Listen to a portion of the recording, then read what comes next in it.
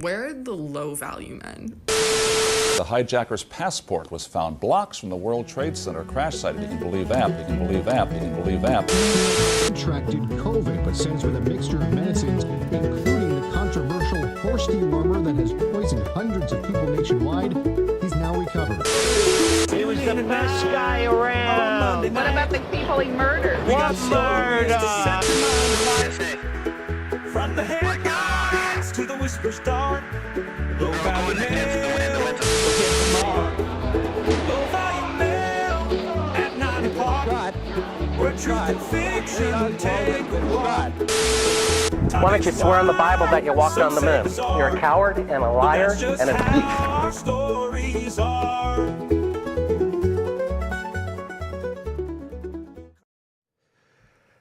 Happy Monday to all the scroats out there. Welcome back to an all-new episode of Low Value Mail on this Monday, April 14th, 2025, the year of our Lord.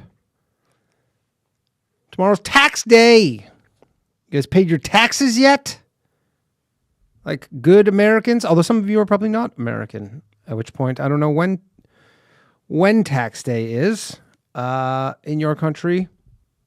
Probably around now, though. They really sync them up like a bunch of chicks on their periods. So we were supposed to have a guest today, Ryan Christian. Unfortunately, there was a scheduling snafu. He will not be joining us today. So we're just going to go straight open lines, baby. All show. Look at that. Well, not all show, but pretty much all show. Someone's saying, Danny, what is the song called? I made it on Suno. It's AI garbage. I don't know what it's called. It's an AI song. I have it somewhere. The actual full song stinks, but a minute of it's okay. Or however, 45 seconds of it. But the overall, the song sucks. So anyways, yeah, we're going to be going open lines today. A lot going on in the world. A lot I'm sure you guys want to talk about. I'm sure you're angry that you have to give the fucking government a bunch of your money tomorrow so they can fund that just goes wars and countries. Gave some money to Israel. I get a bit of it just for being Jewish. Pretty sick. Pretty sick for the Jays. Tax day. Before we get started, just hit the like and subscribe. Like the stream, subscribe. We're not doing the super chat goals just because it doesn't make sense to do an extra half an hour of open lines when we're going to be doing 2 hours of open lines or something like that. Maybe I was supposed to have a guest, Reagan, but we had a scheduling issue. So there's no guest today, but it was literally 10 minutes ago that I found out that he couldn't make it. So no guest. We're just doing old school open lines. Haven't done a full open lines episode in a while. I'm sure you guys are going to have all sorts of retarded shit to call in about. So that's very exciting. Hit that like and subscribe button. Also, I put up a poll. Do you guys want the super chat hangups on low value mail for $13 like we do on the bathhouse? When I open the phone, I'm going to open the phone lines in like 20 minutes or so. So you have about then to decide. I'm not saying that I'll do this forever, but if you guys want it, we can try it for an episode. We'll see. So, big news. The big news today. El Salvador. Back in the news. More importantly, I don't know why someone's already calling. It's Jared calling already. Jared, the phone lines are not open, you fucking retard. Okay. Finally, I feel like it's the news. The pace of the news has even slowed down a little bit. It feels nice. Feels nice. Slow down a little bit, right? We're not going totally... I mean, there's a lot of shit going on, but the pace that it was going at was insane. I feel like we're getting at a more reasonable pace. But President of El Salvador, Nayib Bukele, was at the White House today discussing Maryland man, Abrego Garcia, as he has been referred to in the left-wing press, which is hilarious. Way to refer to a person who's not American, not in the country legally, did not even come in legally. He's not like, oops, I overstayed my visa. No, he was never here legally. He came to the country illegally. He's suspected of being involved in the MS-13 gang who are now designated terrorists. But calling him a Maryland man, I know the left-wing media, they have to soften the blow on this stuff when they're trying to score some points. So for the purpose of this, he's a Maryland man. That's like calling El Chapo he's just a Mexican man. Mexican man El Chapo. You go, he's more than just a Mexican man. Again, so this guy, he's ordered deported in 2019. And Trump kind of took over. He flooded the zone with all tariff trade shit. We weren't really talking about deportations. They were kind of just doing Tom Homan, Dr. Phil. Libs of TikTok has been deporting people. I don't know who I'd rather get deported by, Libs of TikTok or Dr. Phil. But either way, that is a uniquely American thing to be like, who do I get deported by? This TV star? Fake doctor from the TV, or this chick who just has a big Twitter account? Either way, one of them's getting you deported. But so this guy's ordered to be deported in 2019, came to the United States in 2011 illegally. A court ordered him not to be deported because a gang in El Salvador had been targeting him and his family over their pupusa business. I don't know if you guys ever had a pupusa. They rock. Very delicious. I would never kill someone over a pupusa. I would never either have a pupusa so good or so bad that I go, someone needs to die over this pupusa. But things are a little different in El Salvador. I'm sure you realize that. But so this guy was arrested while being in the company of other alleged MS-13 members, which if this is true, how fucking dumb is this guy? Seriously, you haven't turned on the news. You don't see all the deportations going on. You go, I'm here illegally. I have a deportation order. Maybe I'm not going to hang out with guys who are in MS-13 just thinking, it's probably who they're going to come for. And then assuming that you're this guy and you're actually like, I'm not an MS-13. Let's just give him the benefit of the doubt here. We'll say this guy is not in MS-13. This is just a huge mix-up.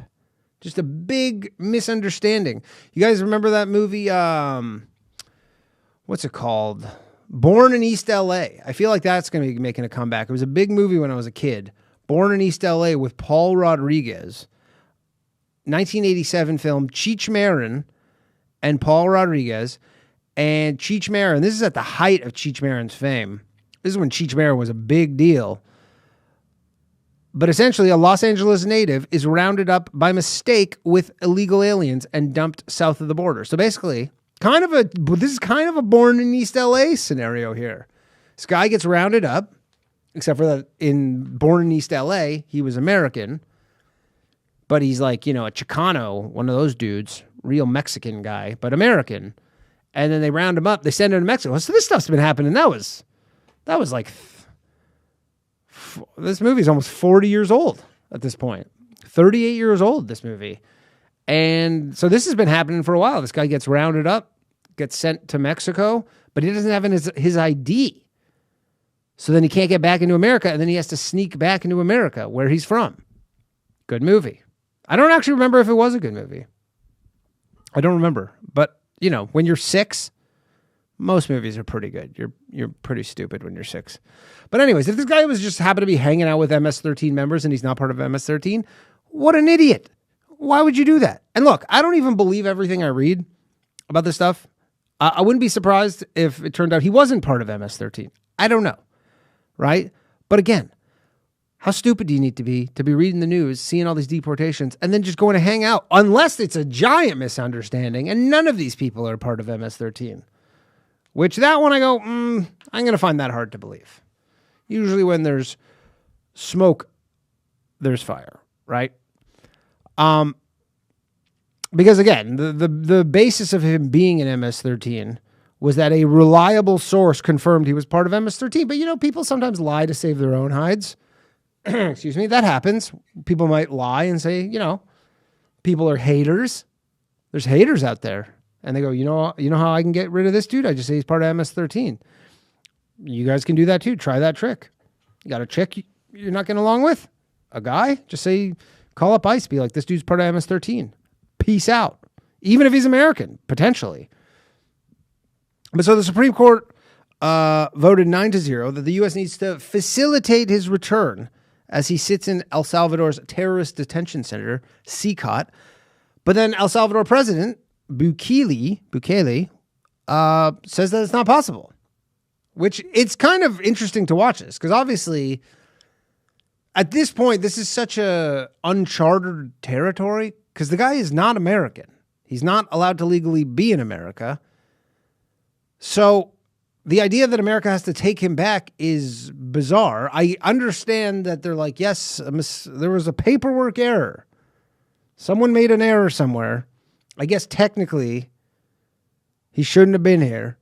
But, the El Salvador president is like, I can't smuggle a dude back a terrorist back in the United States. And you can't, like, how do you bring someone back who isn't even allowed in the country? I don't, is there a precedent for that? Plus, who wants that? What American is like, yeah, they made a paperwork error, so they should bring this guy back to the United States. You're like, no, this guy's potentially a terrorist. And, I guess everyone's like, oh, due process, rule of law, blah, blah, blah, blah, blah. I guess what they could do is bring him back just to deport him again. They go, fine, you guys win. Bring him back. He lands in wherever. And they go, all right, you're deported again. I guess we did things the proper way. But I know that another country, like when they extradite people, they extradite someone to the United States, like El Chapo. Technically, he can't be here either. So I guess there's some sort of workaround to it. But the interesting thing about this whole thing was Trump said today that he wants to send homegrown criminals, aka U.S. citizens, to El Salvador, which that was probably the most interesting part of this entire thing, was that he legitimately is like, I want to send Americans who commit crimes. So if you're one of those dudes who goes and lights a woman on fire on the New York subway system, we're going to send you to El Salvador. Now, he did say he's not even sure if it's legal. I don't hate it. I suspect it's probably not legal. But then I asked Grok, and Grok says there's no rule that says Americans have to serve their sentences in American prisons. I think it's just assumed every country just goes, yeah, or if someone's convicted of a crime in our country, we make them serve their sentence in our country. That just makes sense. But there's no specific rule around it. And again, Trump says a lot of shit, so who the fuck knows? Great deterrent, though. What a deterrent that would be. Huh? How good of a deterrent would that be? If you're, up to some bad shit and you go, you're going to go to fucking El Salvador. We're not even keeping you in... We're not even sending you to like Rikers Island. You're going to El Salvador. That's 10 times worse. It is weird though. Trump's been railing against the outsourcing of manufacturing to foreign countries, but now he wants to do that with criminals. It is funny how that works. But again, not the worst idea. And just because it's never been done doesn't mean it's a bad idea.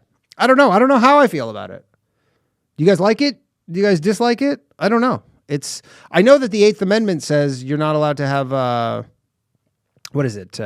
Torture? What's the 8th Amendment? I was reading about it earlier. 8th Amendment is unusual punishment. Prohibits cruel and unusual punishment. Does that count?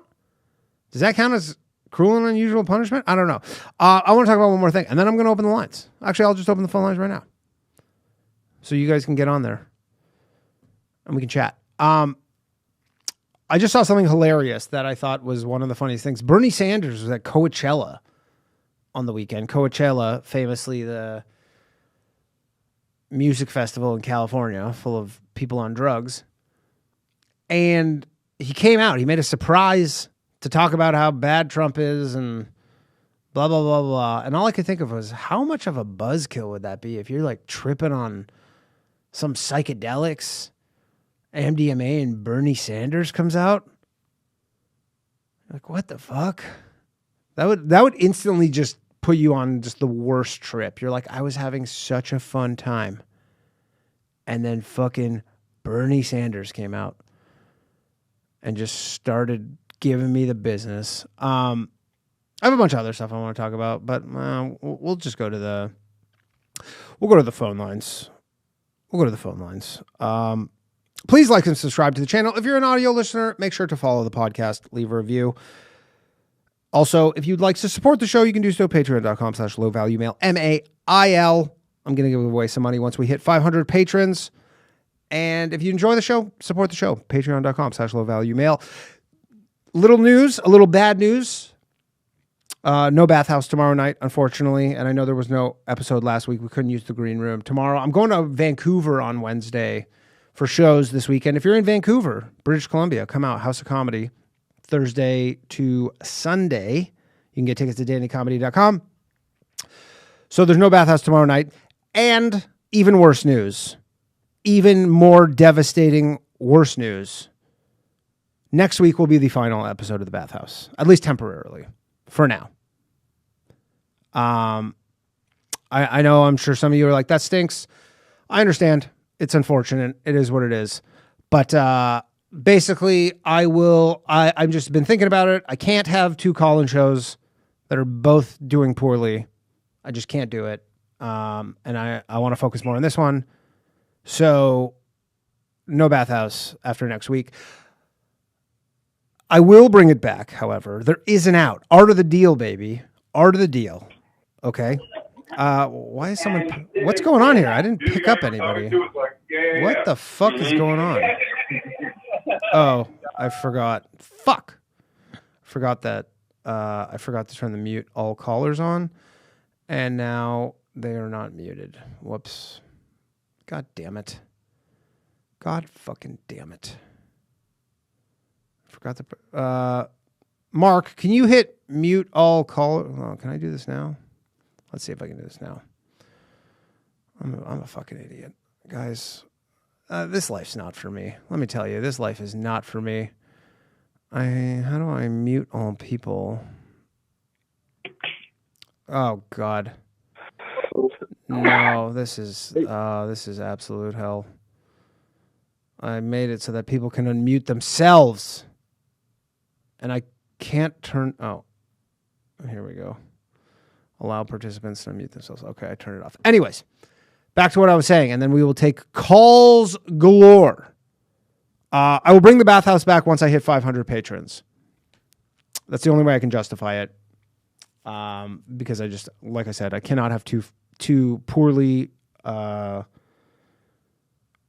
I don't know what the word I'm looking for here is, but I got to focus on low value mail. I will bring back the bathhouse at 500 patrons, but unfortunately, it doesn't look like that'll ever happen. So maybe it'll come back, maybe not. I don't know.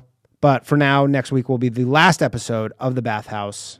Also, now I'm getting a YouTube notification. YouTube did not like that. YouTube is sending me a warning now. So things are not going well. Let's go to the super chats. Logan says, poopity D scoop, some sort of, I think he had a seizure while he was writing. Whoop, poop. Okay. Dylan Farnham says, at the bar smoking cigars, people watching, sorry, won't be able to schizo call, but my first language was Spanish. I'm tempted to move there with the feds. Try it. And then Logan sort of says, damn, that stinks. I agree. It stinks. I tried. I did the bathhouse. We've been doing it. We're doing this show for over 3 years, the bathhouse for 2 years. I think I'm spreading myself a little too thin with the call-in thing. I just can't have two call-in shows that are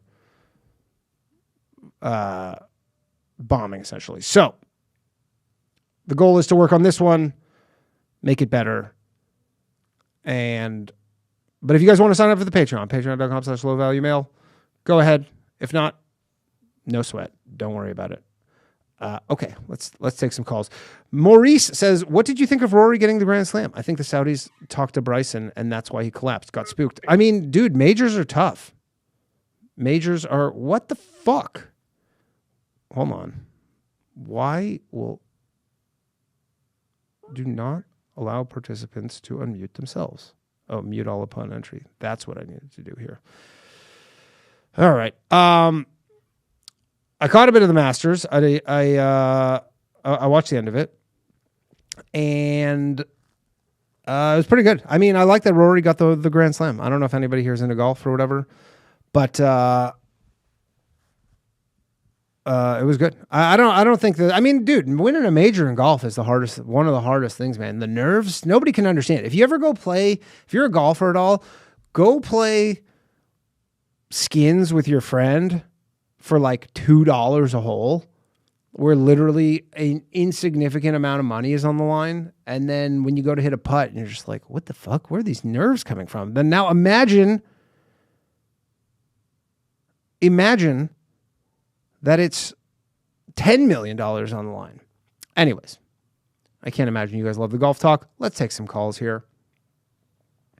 Open lines, everybody. Whatever you want to talk about tonight is what we shall talk about.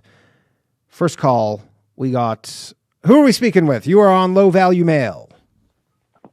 Oh, hey, am I live? You are live. What's happening? Oh, holy shit, Danny. I've been a long time fan of the Boys Cast. Fuck yeah. Low Value Mail, yeah, what's up? What's up? See, you see, they don't say the bathhouse. Go ahead. The bathhouse is cool too, but I'm mainly watching Low Value Mail. It's all good. What's up, man? Oh man, I'm so nervous. I'm trying to think about what. Oh, don't be nervous. Do not be nervous. We're on the internet. We're not even on the radio. This is the internet. This is as low stakes as it gets. I'm active in the Boys Cast Patreon Discord. I'm sure if anybody's listening, they're gonna know who I am. But I guess so over this past Christmas break, I was dating. Well, I've been dating this. Well, I guess how should I phrase this? For like the last 2 years or something, I was dating this chick from New Zealand. She was one of the Pacific Islanders. Okay. And yeah, I'm going down to meet her parents. Tickets are like $8,000. Yeah, dude, New Zealand's so expensive, man. That's probably the most expensive plane ticket you can buy. Oh yeah, it's crazy. But, where does she live? Yeah, she lived in one of the major cities on the, I guess, the Southern Island. Well, there's only really one. No. Does she live in the United States currently? Please tell me you're not dating her on the internet. Yeah. She was an exchange student from New Zealand. Gotcha. Yeah, I met her when I was in college.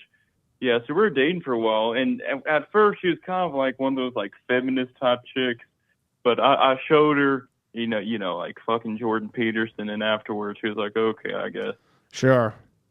So you're going to meet the parents finally. How long have you guys been together? At that point, maybe about a year and some change. You know, I'm not much of a. Sorry, you already did this. This isn't coming up. You already. Did this? Yeah. We broke up. You know, spoiler alert, we broke up. But there's a funny story, I guess, that goes along with it. All right, let's hear it. Let's see. So her mom, she worked at a school down there, or I guess works at a school, and she told me she was like a principal of the school, but what I did know is that she was like the chief diversity officer at the school she worked at. I was like, oh shit, I didn't even know that was the thing. So we go down there, and I don't know, she's acting kind of strange. I don't know, her mother's acting kind of strange. Then we go to a library, I guess that's connected to the school, and I wish I could show you images or something, but she shows me these collections of books that he recommends that I need to read. The White Fragility? Yeah, you kind of hit the nail on the head. Oh, yeah, it says Rainbow Parenting, Your Guide to Raising Queer Children and Their Allies. Oh, yeah. How to Raise an Anti-Racist by Ibram X. Kennedy. Yep. This book is so gay. What's the tea? And there's a book called This Book is So Gay? Oh, well, yeah, this book is gay by Juno Dawson. I'm sure you can maybe pull up a picture of it. Sure. Then the last thing it says, embracing kids, how you can help your kids love and celebrate their bodies. Then I said, it's like, don't you think you're like grooming kids? Like, don't? Oh, they don't like the G word. I can't imagine chief diversity officers liking the G word. Yeah, that was the spark for this fucking 1,000-pound or 1,000-kilogram, I guess, fucking powder keg. I was like, holy shit. So long story short, I got kicked out of the house. No way. Your house? 10,000 miles away. Oh, you got kicked. No. You got kicked out of their house in New Zealand? Yeah, in New Zealand. What did you say?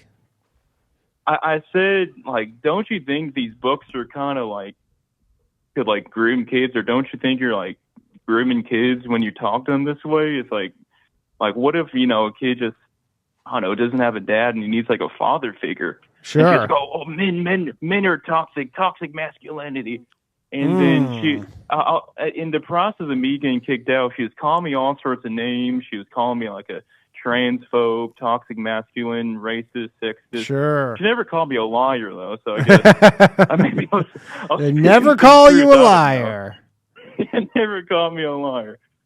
And yeah, Oh, and when I was down there too, we went on.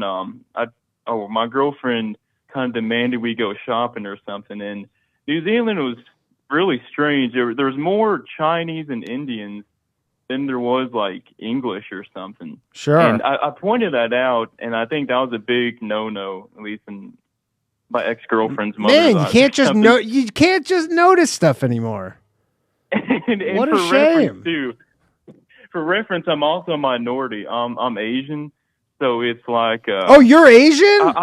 Oh, that's crazy. Yeah, that's a crazy I'm little. from the South. Yeah, but you're. Oh, so probably they probably are like, you have internalized racism, right? Because they're like, sure, he looks or Asian. something, yeah. But... And another, I'm so bad at talking, and I have autism too, so I'm already bad at social, and I'm so nervous. You're like, I wouldn't say you're my idol, but I look up to you, Danny. You guys are fucking hilarious. Thanks, man. I hope to see you guys live. But yeah, for sure. But so you're Asian, and then she's like, you're racist. And were you like, I can't be racist, I'm Asian? Or something. Although Asians are some of the most prolific racists. Oh, yeah, my mother, she's super racist. She's straight from Korea. Oh, yeah. And the racists know how to, the Asians know how to do racism. They are top notch. And hey, let's see. So I'm so bad telling stories. I apologize again. But I guess it was like, I go down there. We fly from, I guess where we're at, to California, and California to New Zealand. Then we get there, and her mother, I guess, she's actually kind of nice for maybe like the first few days, and she compliments, I guess, my diversity, my openness or something. Then I think the first big, I guess, monkey paw thing closing was when my girlfriend said that I voted for Trump.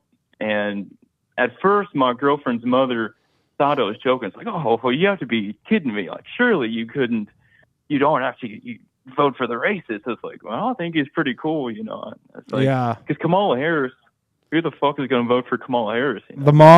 The mom probably wishes she could have voted for Kamala Harris. Oh yeah. And the news cycle down there too, like they always focus on America. It's pretty crazy. That's everywhere in the world. That's kind of everywhere. Yeah. I don't know. Yeah. But so she found out you voted for Trump, and you kind of were like, said the G word, called said grooming, and that was just kind of it, huh? Yeah. Then. Oh yeah, and also I enjoy shooting guns and shooting pistols and target blinking and all that. So I said that one of my hobbies is just, you know, shooting guns. Her mother looked at me like I'm some madman or something. Then she went on. I guess apparently there was some crazy dude in Christchurch, New Zealand, that went up and shot like fucking 30 people or something. I don't know. Yeah. There was a big shooting there. I don't want to take up too much time, but I guess just to finish the story. Thank you for letting me speak so long. I watched this show, and sometimes it was like Roof Star or somebody calls in and he gets hung up like 10 times in a row or something. That's on the bathhouse. That's not on this show. Although I did. We might do it today. Should I do it today? Okay. The vote's like 50-50. It's like 54-50. I feel it's too close. But if you give me maybe less than 5 minutes or something, I'll put a bow on this and wrap it up. Go ahead. Wrap it up. Yeah. So flashing forward, I dropped the G-bomb and say, like, don't you think these books could, like, groom kids or something? It's like, what if you give a kid, you know, Jordan Peterson's book or something? Oh, you fucked up, man. you didn't think it was a good idea to do this over like a Zoom call from America? Maybe like meet them over Zoom versus flying to fucking New Zealand? I spoke with her mother before, and they use this thing called WhatsApp. So I WhatsApp, like FaceTimed with her mother many times before this, and I'm the same way because previously I explained to her, I used to work at a tech company back in 2021, and we had special George Floyd shirts we had to wear because the company is based out of Minnesota. And I said, can I wear my regular shirt, man? I'm here to sell tech. I'm not here to, you know, promote an agenda. Then I got reprimanded from my job, and I eventually left. Yeah. And then on another job, we're supposed to wear these like queer shirts for the Pride Month. But then I was like, I don't really appreciate that shit. I'm just gonna wear my regular shirt. Then I actually got fired from that job. Yeah. So I told her about all these, and she was really understanding and supportive. Now, is this why you eventually broke up with your girlfriend over all this stuff? Well, the funny story is, so after dropping that G-bomb, I got kicked out of the house when I was 10,000 miles away from America. Then my girlfriend then calls me and says, like, hey, you should probably get your stuff or something. I'm not sure what the fuck we're going to do with this. And I was like, okay. Sorry, I'm so nervous right now. Yeah, it's all good. Yeah, I want to hear the story. My voice. So you went and got your shit. Yeah. Then when I was packing up my stuff, I had about an hour to pack up all my stuff. Then my girlfriend kind of comes in, kind of like all wobbly and shaky. Then she's like, and she's just kind of like saying a few words, but she's not really talking. Then her mother barges in, and her mother just like unloads verbally on me for like 45 minutes straight. Damn. Just like, oh, like you're all this, you're all that. You know, this is why, you know, hatred exists. You're evil. I was like, geez. And this is, I don't even know. That's crazy. You did at any point you were like, you know what, when someone's, because here's the thing, if I was in your situation and I start showing, they go, here's these like white fragility and you got to read all this, I would probably, based on the books they're prescribing you, I would be like, yeah, if I like give my opinions here, this is going to be a fucking mess. Like, I'll just keep my opinions to myself because I'm in New Zealand. Yeah, because I don't know, because like I said, I'm super autistic, so it's like, yeah. Her mother was, at first her mother appreciated my openness, but then I guess when I was truly open, she didn't really like that. Yeah, guys, women like to tell you honesty is the best policy. It's not true. Lying is the best policy. Yeah. Lying is absolutely the best policy. You could have salvaged this vacation. So what did you do? Just to wrap this up. So this was like what, on one of the first days of your trip? Oh no, our trip was probably going to be about 3 weeks, but on the second or so week, like maybe the second week and a few days in, that's when you went kicked out. Oh, okay. So it was near the end at least. Then I had to pay like another, he's like $2,000, like on one-way ticket to leave tomorrow. I was like, geez. And then that was it for you and the girl? Pretty much, yeah. It's like, and sometimes she would still try to send me shit on like Instagram, but it's like, no, this shit's just weird. Yeah, I mean, you can't be with someone whose parents hate you that much. There's no coming back from that one. All right, man. Thank you for calling in. It was good talking to you. I love you, Danny. Yeah, dude, appreciate maybe I'll it, man. become a regular. Who knows? Yeah, man. Do it up. All right, later, dude. Yeah, guys, just lie. Come on. Everybody knows better. Just everybody thinks, oh, I should be honest. No. Lie. Just lie. Go, oh, you literally, this is what you do. You play dumb. You play as dumb as possible. You go, gay kid books. You just go, what's that? You just are like, I don't get it. Why kids are gay? And you make them just keep going. Just be like, oh, you just are like, I don't know about any of this. What's diversity and inclusion? I have no idea what you're talking about. You're like, I'm Asian. I have no clue what you're saying. All right. Let's take another call here. Phone lines are open. 1-888-949-2969. We're going open lines, baby. Baby. Hello. Danny. What's happening? You are on Low Value Mail. So, I saw that Robert Kennedy is doing that big audit for autism. Yeah, apparently we're going to find out where autism comes from later this year. Yeah, I hope it's not podcasts. Because of someone. That guy's had I got the diagnosis forever, so I was like, what's your opinion on all of this?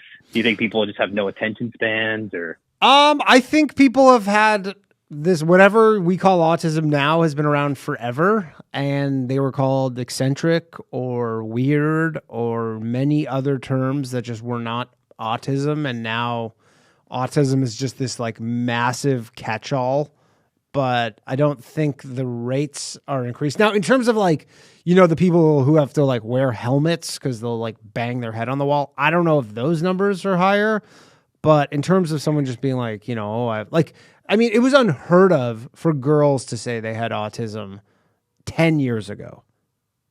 And now you hear girls being like, oh, I think I might have some autism. Like that didn't exist recently. So I think it's just like this super blanket term.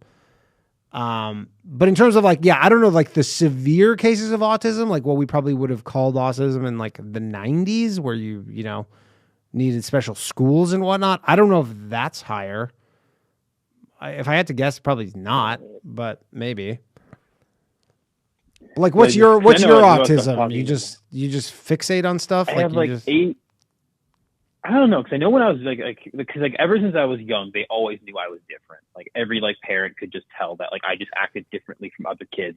Yeah. And growing up in school, I went to one that specialized in special needs, and when we were tested, I look at all the kids who were tested along me, and it's like, fuck, they killed it, they nailed it.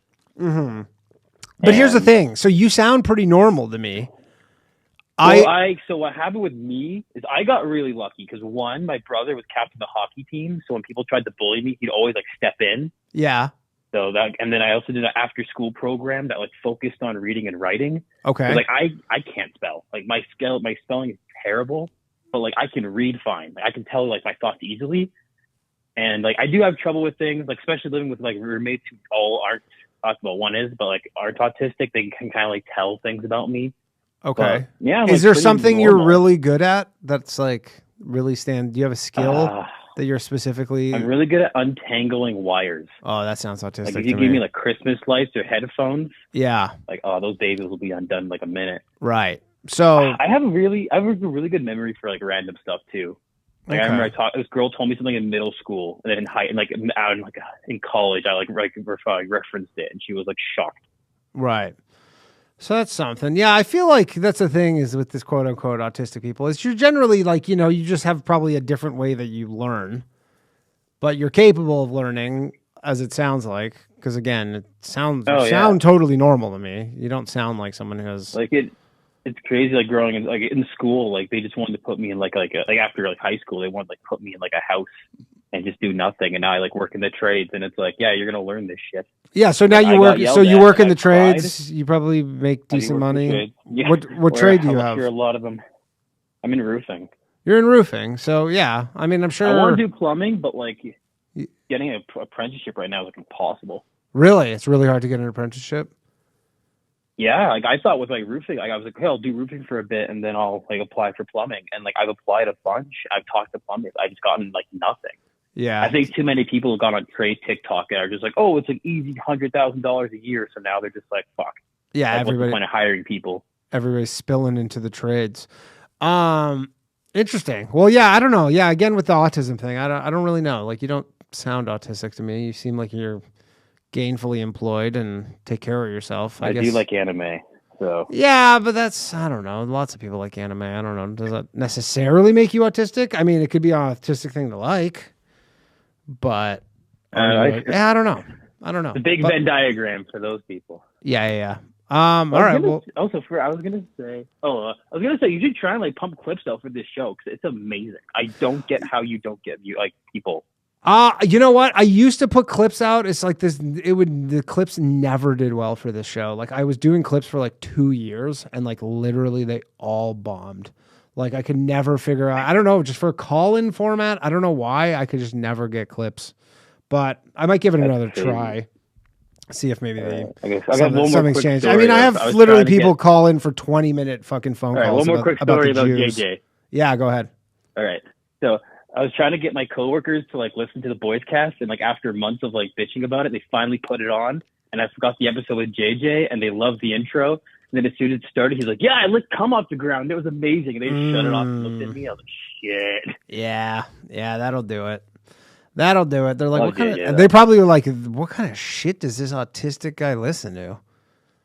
Yeah. And it's listen, what is this? Normally not like that unless that one guy's around. Yeah, you're like, is this kind of weird autism fucking podcast? Yeah. That's my other podcast. Yeah, you got to be careful with JJ. All right, dude. Well, thanks for calling in. I appreciate it, man. All right. No problem. Take care. Later. Yeah, I don't know. I don't know about this autism stuff. Logan says, just shared this video around, and a lot of people said back to me, I don't want to watch political shows. They don't even check it. Yeah, I don't know. Dylan says, first convo with my wife was me returning shopping carts explaining MK Ultra. Now we have 2 kids. She's extremely racist. Rich, we're going to make it, bros. There you go. See, there's always light at the end of the tunnel. Let's see. Iron Man Metal Bill says, my mom's in the hospital. She's 88. Please say a prayer. She lost her husband of 64 years. Thanks, God bless. Sorry to hear that, Iron Man Metal Bill. Billy from Philly. Hope she gets well. I do mean that. Dylan Farnham says, I just bought a Rodecaster Duo and have my pod set up. How much does it cost to do a call-in show? Well, if you're a fucking idiot like me and you get an 800 number, the 800 number costs like $200 a month.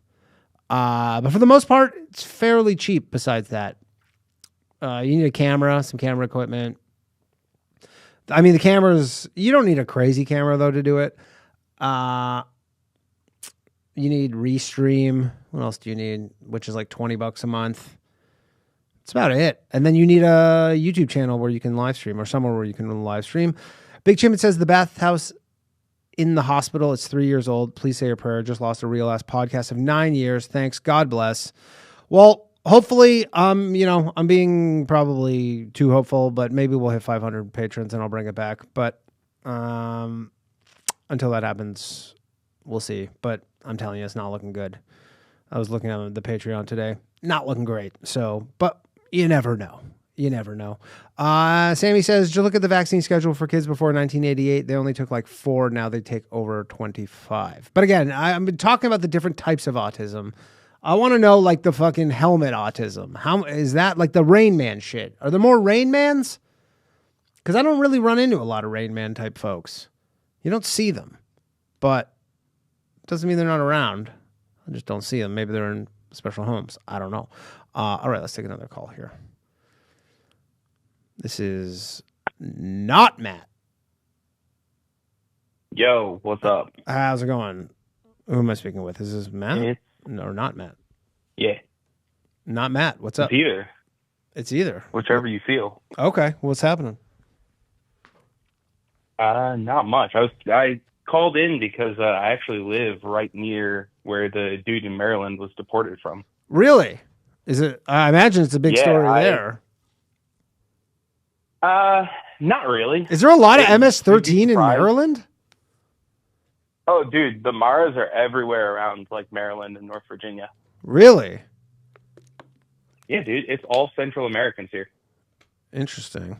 And speaking as someone who has basically exclusively dated them for the last like 10 years. Yeah. They're fiery bunch, huh?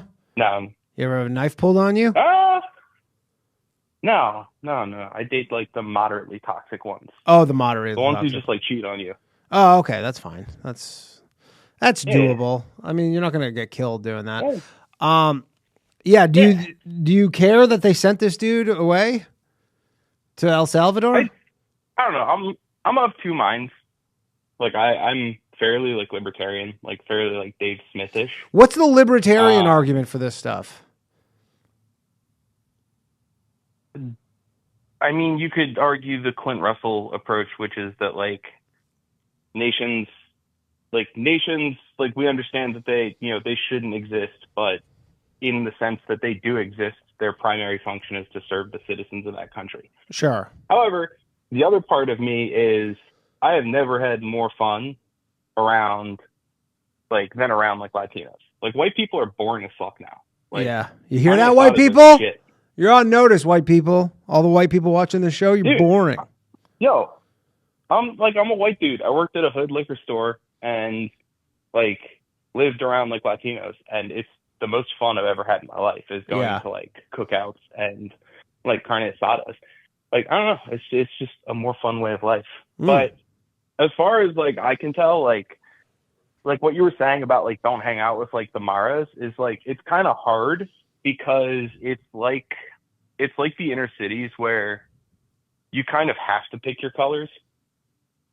Like where you're kind of. But then here's the thing: if you're saying you have to pick your colors, then I'm assuming this guy was in fact in MS-13. That the only thing I was saying about that was I'm like, maybe this guy got mixed up and he's like not in MS-13, and he happened to. But if you're saying that, then I'm like, okay, well this guy is in MS-13 and get him the fuck out.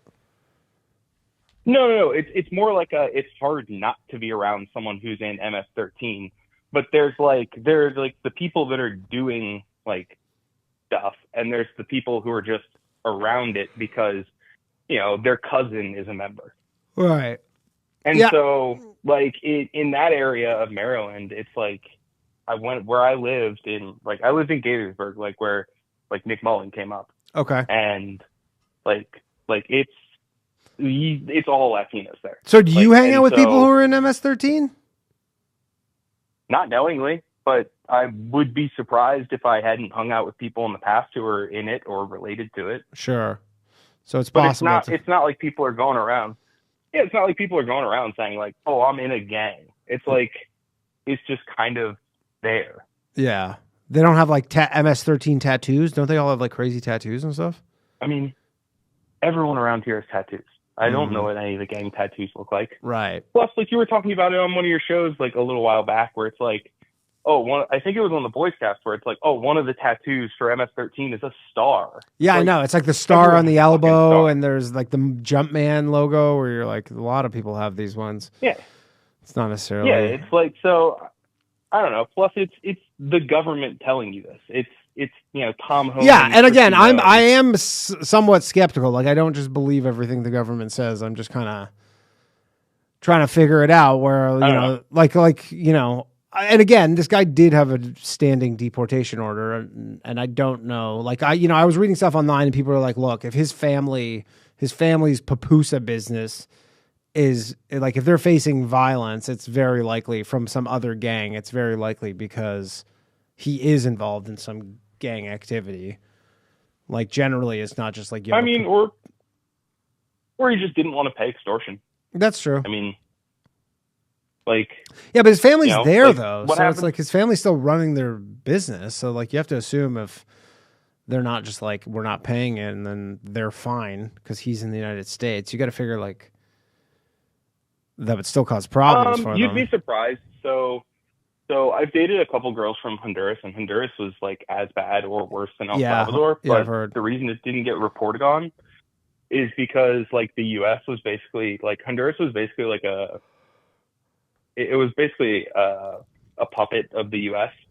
Like if you look at who voted with Israel on all the resolutions against recognizing Palestine as a state, you'll see that Honduras voted with the U.S. and Israel every time. Interesting. Where it was like good boys. There was like 7 countries that would vote against it, and like Juan Orlando Hernandez, the former president of Honduras, basically his brother was the biggest narco in the country, and he just got extradited to the U.S. Really? Did you see that fucking? There was like there was in Texas or whatever. I talked about it a few weeks ago, but the U.S. they're rescinding visas of all the narco singers or whatever. Like in Mexico, like the Doritos people, yeah, or whatever. Like all the singers who sing about like all the narco stuff or whatever, they're like taking away their visas to visit or perform in the United States. Like they can't even visit the United States. And then this guy had a concert somewhere in Texas last week, and he refused to sing those songs because he didn't want his visa taken away. And the place, they just rioted. Like they fucking absolutely like destroyed the venue because they were so mad he wouldn't sing these songs. I don't know. I see that as the same way as I see like all these rappers like rapping about like or like if if they couldn't Tupac couldn't do Ambitions as a Riot. It's like this is the dumbest shit. Like I mean I agree. It's definitely I mean, there's definitely 2-tiered free speech in this country right now. That's no question about it. You're like, free speech is for American citizens only at this point. It's not even the free speech. It's just like thinking like, because like, as in like an anarchist, I don't see things like the way political parties do, and I just watch them overcorrect over and over again. Yeah. And so like, if you wanted to do deportations, do deportations. But once you start doing dumb shit like we're getting rid of people who protest Israel, or we're getting rid of like people who are singing like narco corridos, it's like, well, now you're just kind of being dumb. And you see like a huge, like, I don't know, hardening on the Trump side, where they're like, yeah, like it really is that like dumb, like, you know, fuck all these people. Yeah. But I don't think they're seeing that, like, in the same way, like with all the trans shit, like that pushed everyone to like support Trump. I don't think they realize that, like, hey, most people don't think this way.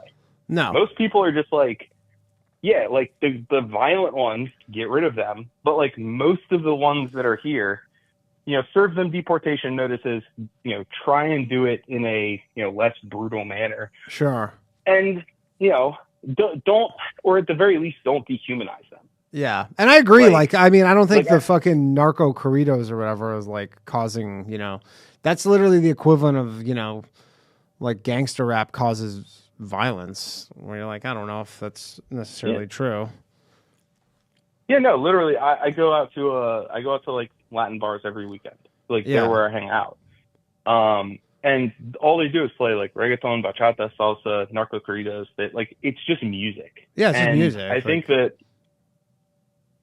I don't know, I think that like the Trump people are drastically in, you know, they're bum rushing towards overcorrecting.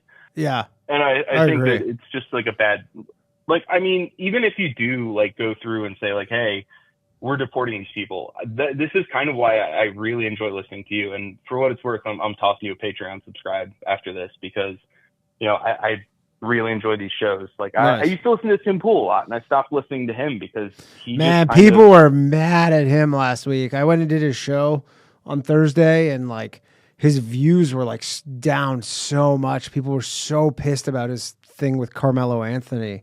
They were like, fucking my whole Twitter I didn't even feed. know about that. Oh, he basically just said I'm the that. dude that called in last time when you were on there, and I was like, yo, you got to get war mode back on. Yeah. He basically, Tim Pool last week was essentially saying that guy Carmelo Anthony, who stabbed that guy in Frisco, Texas, he was saying it was like self-defense.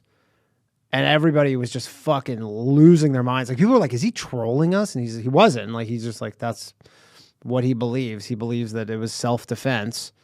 And people were so fucking mad at him. Like literally all these comments on that episode being like, I'm never listening to this ever again. Like, your show, like, I hate you. It was He just kind of got annoying for what it's worth. Like, I really enjoy you. Like, you have a very like modest approach to things. Yeah. And even you're very politically tactful is what I'd call it, where you'll say like, oh, okay, we have to deport these people regretfully.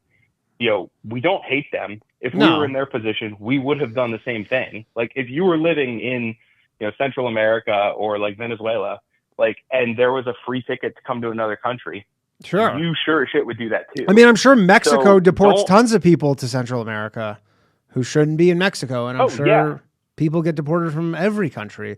I can't imagine there's a country on earth who doesn't deport people.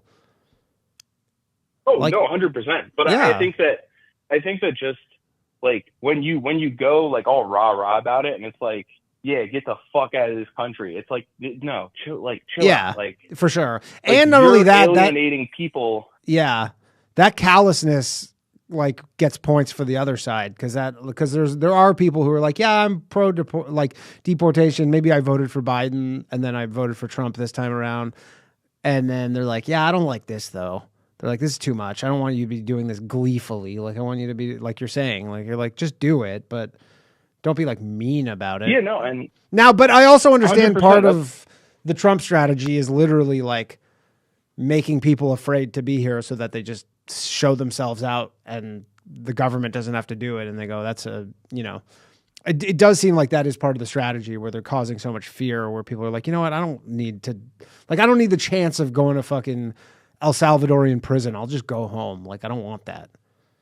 And I think that's by design. So my take on it is, like, if you're going to deport people, deport like the Central Americans last, especially like from the area, like to kind of bring it back to where we started.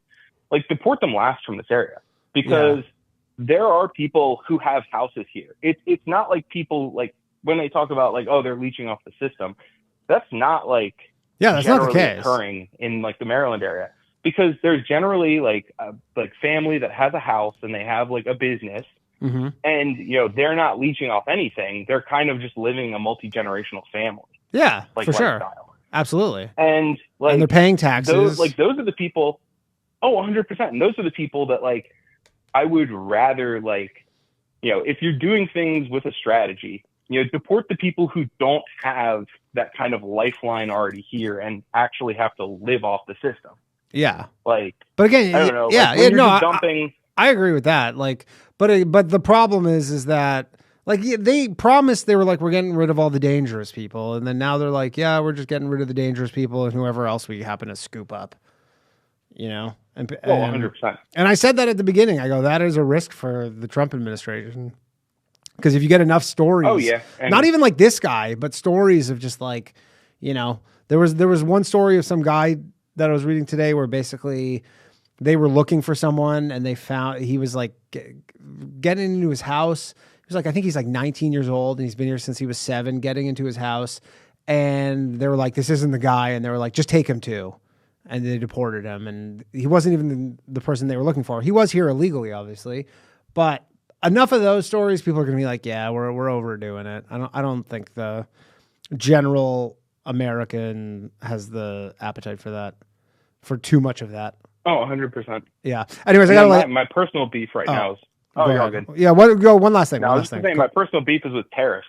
Yeah. My personal beef is with tariffs because I've worked my ass off for the last 10 years. I work in like tech. I'm a software engineer, and I like saved a bunch of money and did, you know, solid investing. And now I'm starting to get ready to buy a nice car, and it's like, God damn it! Now they're all going to be like 20% more expensive. Well, just buy American, man. Be a patriot. Buy a fucking Ford piece of shit. Bro, I'll kill myself before I buy an American car. I hate that. Your rant about them like a week ago was spot on. I'd rather buy European. Yeah, I mean, they're better. People were responding that. They're like, yeah, the only reason why European people buy European cars is because the tariffs on them are lower. No, it's not. They're better cars. Everybody knows that. Japanese and European cars, better cars. It's not up for dispute. I will gladly pay the maintenance fee on a BMW M than ever buy like a Hellcat. Yeah. Like, get out of here. Exactly. All right, I gotta let you go. I don't know. People are dumb. Yeah. See you later. Agreed. Later, man. Oh, excuse me. All right, let's go across the pond, lads. We got James from Ireland. James, are you there? James. James, are you there? We're having a connection problem with James from Ireland. James. Oh. Yes. There he is. You can hear me? Yeah, I can hear you. What's up, man? Cool. I just want to check. Is America, like, good? Because I'm seeing some weird shit on the news. What you guys good how? I mean, surely you remember early 2000s America. That they weren't good. I mean, they go through ebbs and they go through waves. I was like 5, so no. You're like trying to invade Canada. You're annexing Greenland. Hey, I'm Canadian, pal. You're doing like a... Yeah. Oh, yeah. Would you be mad at like Trump for getting the liberals back into power? Or whatever you call them? I mean, look, if people like he definitely, if the liberals win, which it is looking likely, although it seems like their lead is dropping, but they still have a pretty handy lead. It will be because of him. And, you know, the last 10 years in Canada under the liberals was really bad. And he's economically and in many other factors, immigration, and he's made people literally forget that because everybody in Canada is just we're at war. Yeah, if he'd shut up for like 3 months and just not talked about annexing Canada or whatever, like the Conservatives almost definitely win. But you what presume I've that he read. wants the conservatives to win. Like maybe he's like why not? Well, I'll tell you why not. This is a, you know, I don't know if he thinks this through in this way, but if he truly does have designs on Canada, which I do think he does, I don't think that was a joke. Although he has not mentioned the 51st state stuff since Mark Carney became prime minister, interim prime minister. But like never in my life living in Canada, 35 years, was there ever an active discussion about Alberta leaving Canada? I'd never heard, other than like some really fringe crackpot shit, like it was never a real discussion. Now it is a real discussion.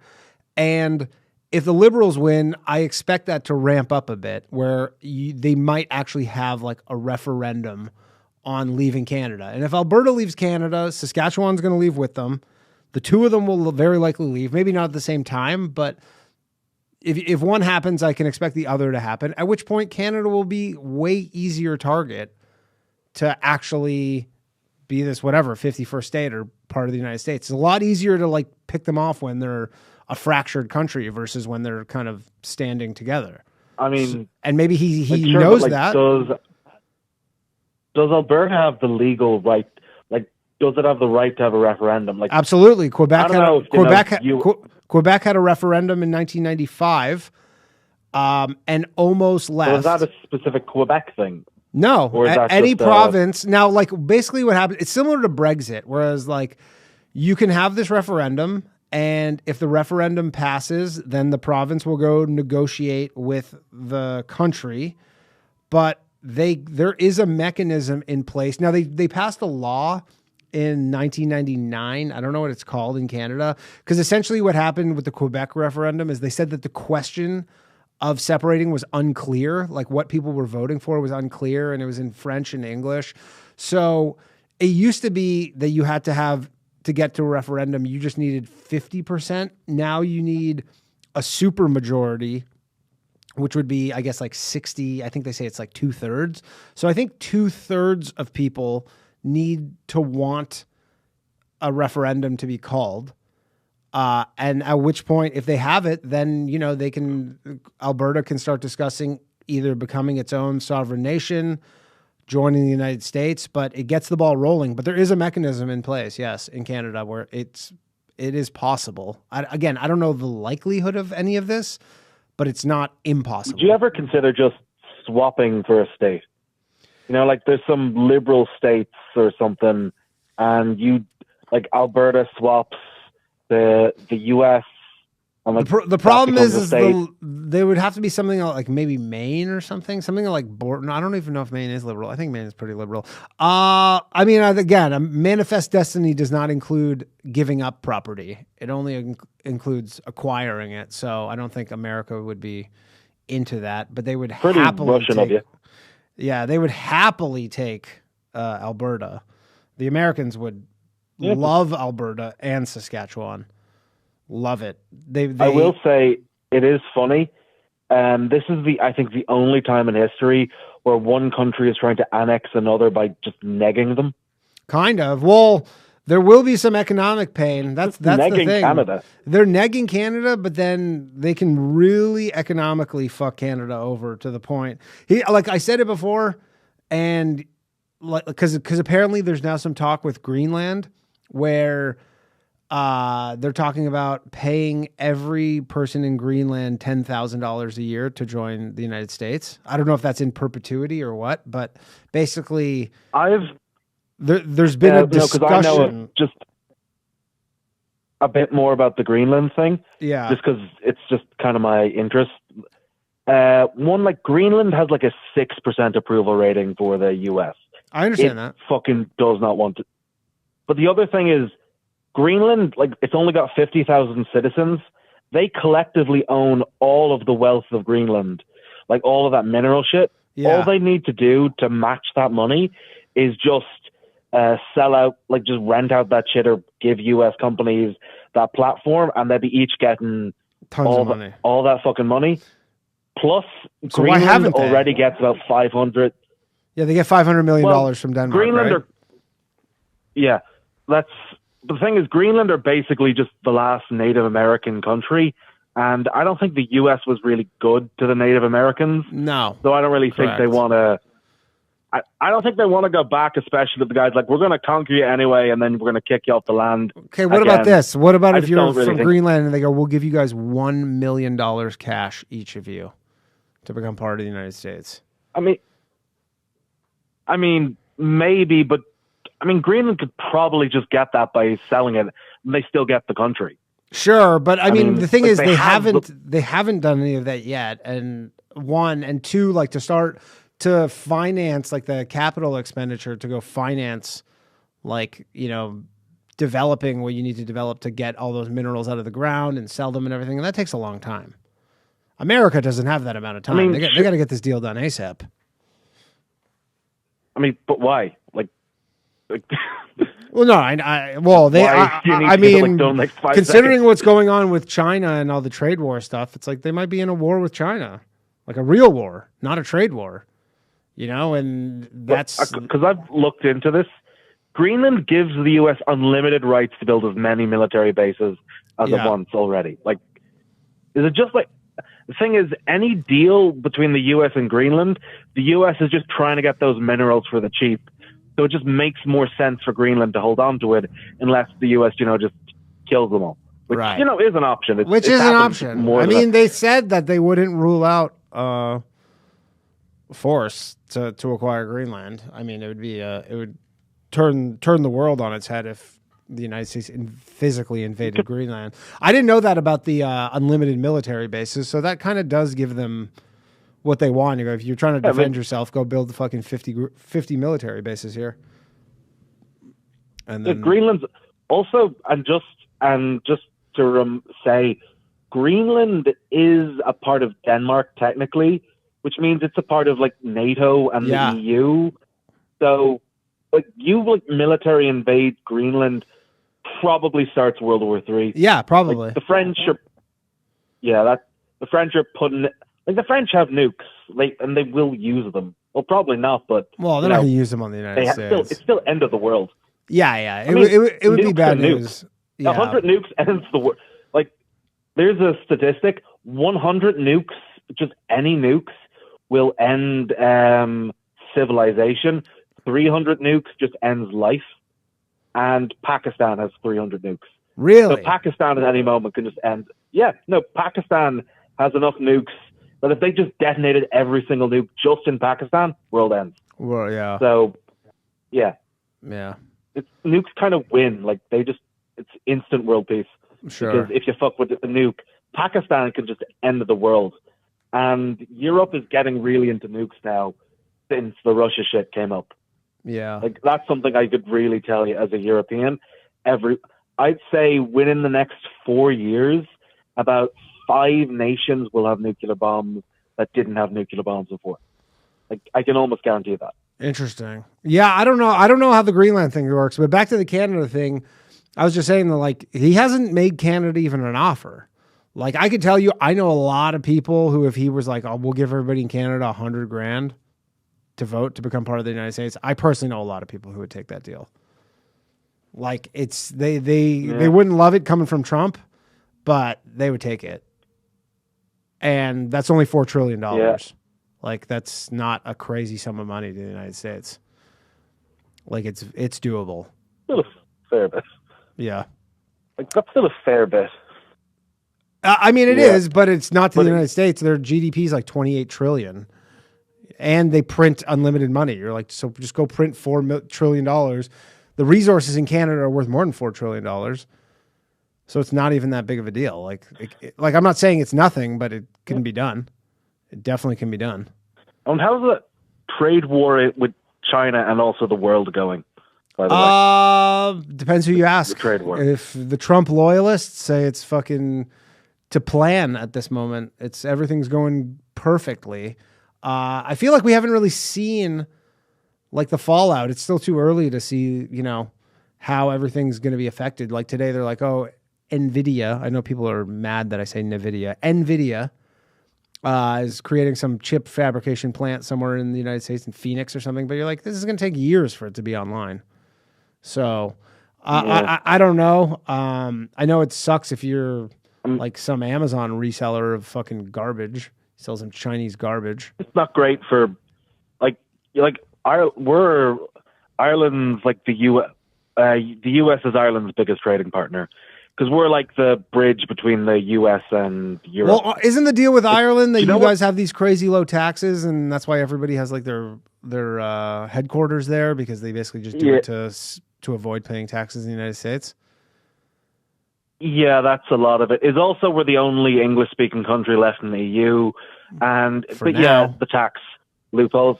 Yeah, and it sounds like Trump doesn't like these tax loopholes. So, I'm going to be honest. I don't think he's going to make the rich people pay more taxes. I'm pretty confident that the rich people will be fine. Yeah, I mean the rich people are always generally fine. Like, do you know what Ireland's biggest export is? Like our biggest per capita export? I mean, don't make me say potatoes, but I'm going to go with potatoes. It's human blood. Oh. That's your biggest export? 37% of the world's blood supply comes from Ireland. Really? Where does the blood come from? We get it all the blood in Europe kind of gets processed in Ireland. Human blood, it's 50 billion euro in the economy. You guys have a 50 billion euro blood business? Well, it's pharmaceutical stuff, but blood is the main bulk export.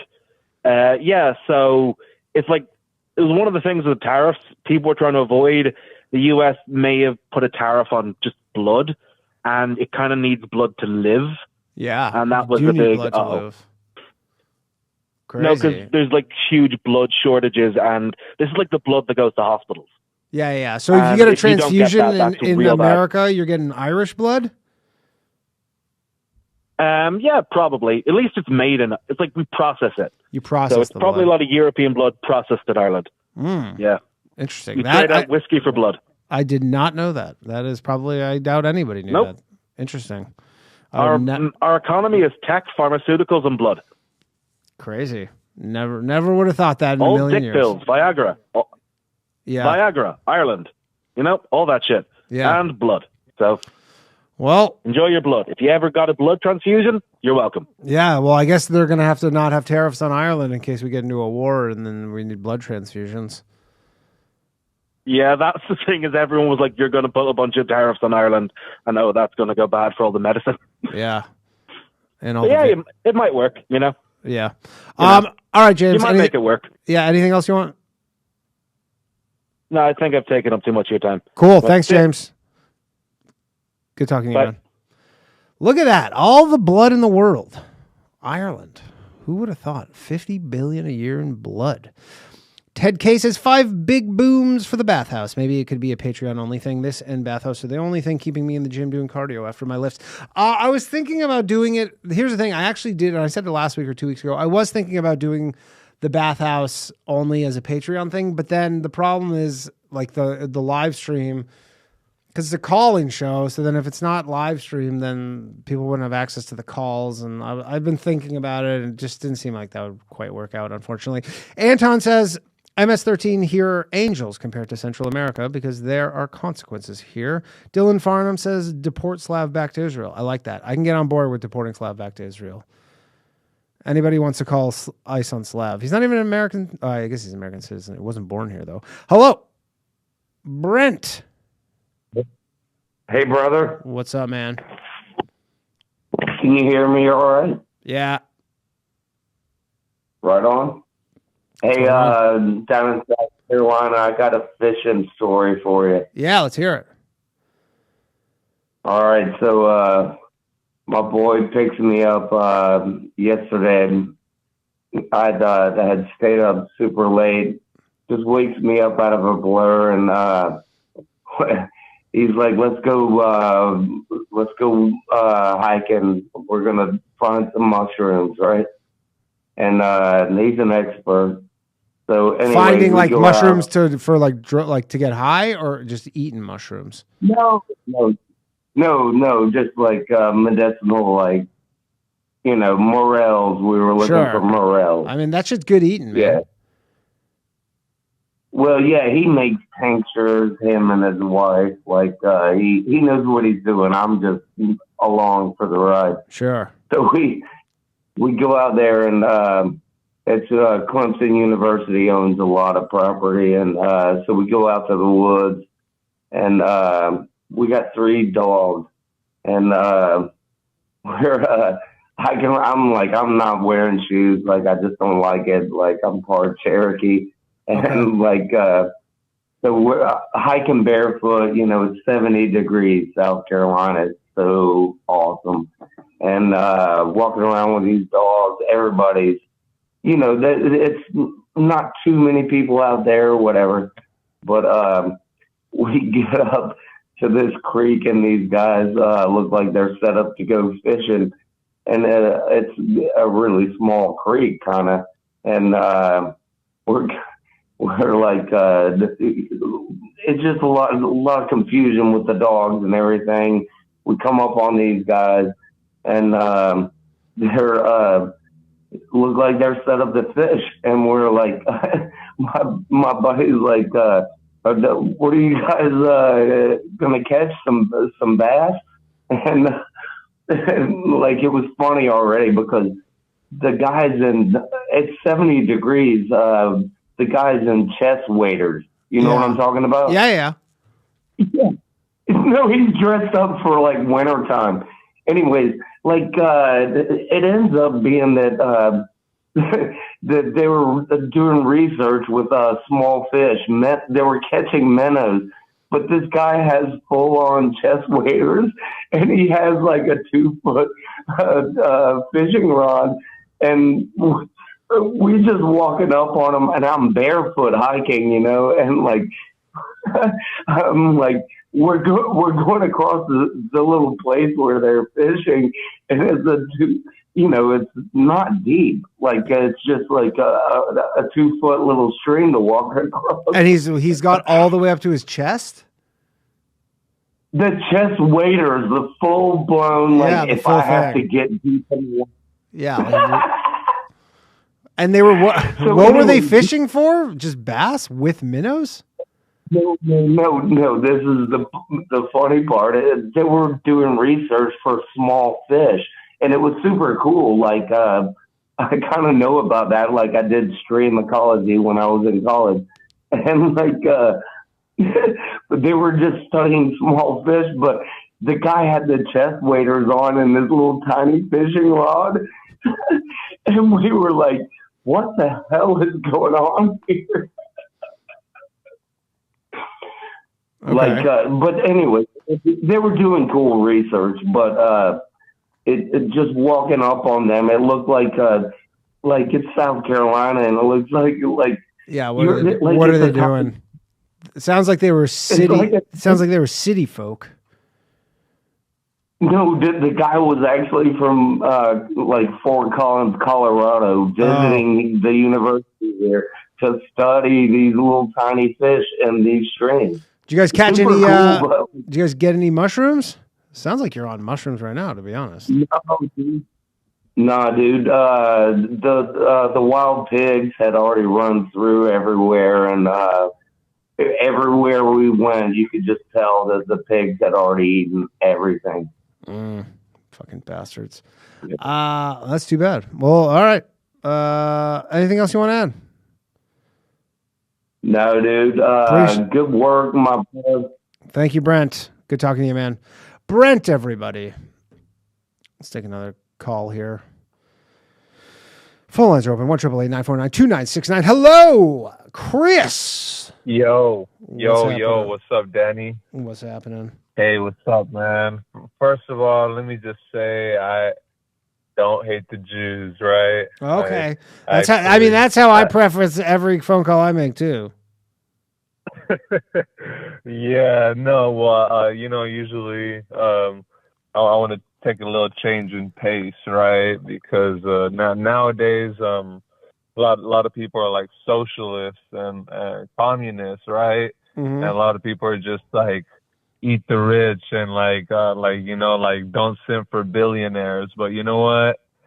Check it out. How about we kind of do simp for billionaires. You know what I'm saying? How about you take the time to,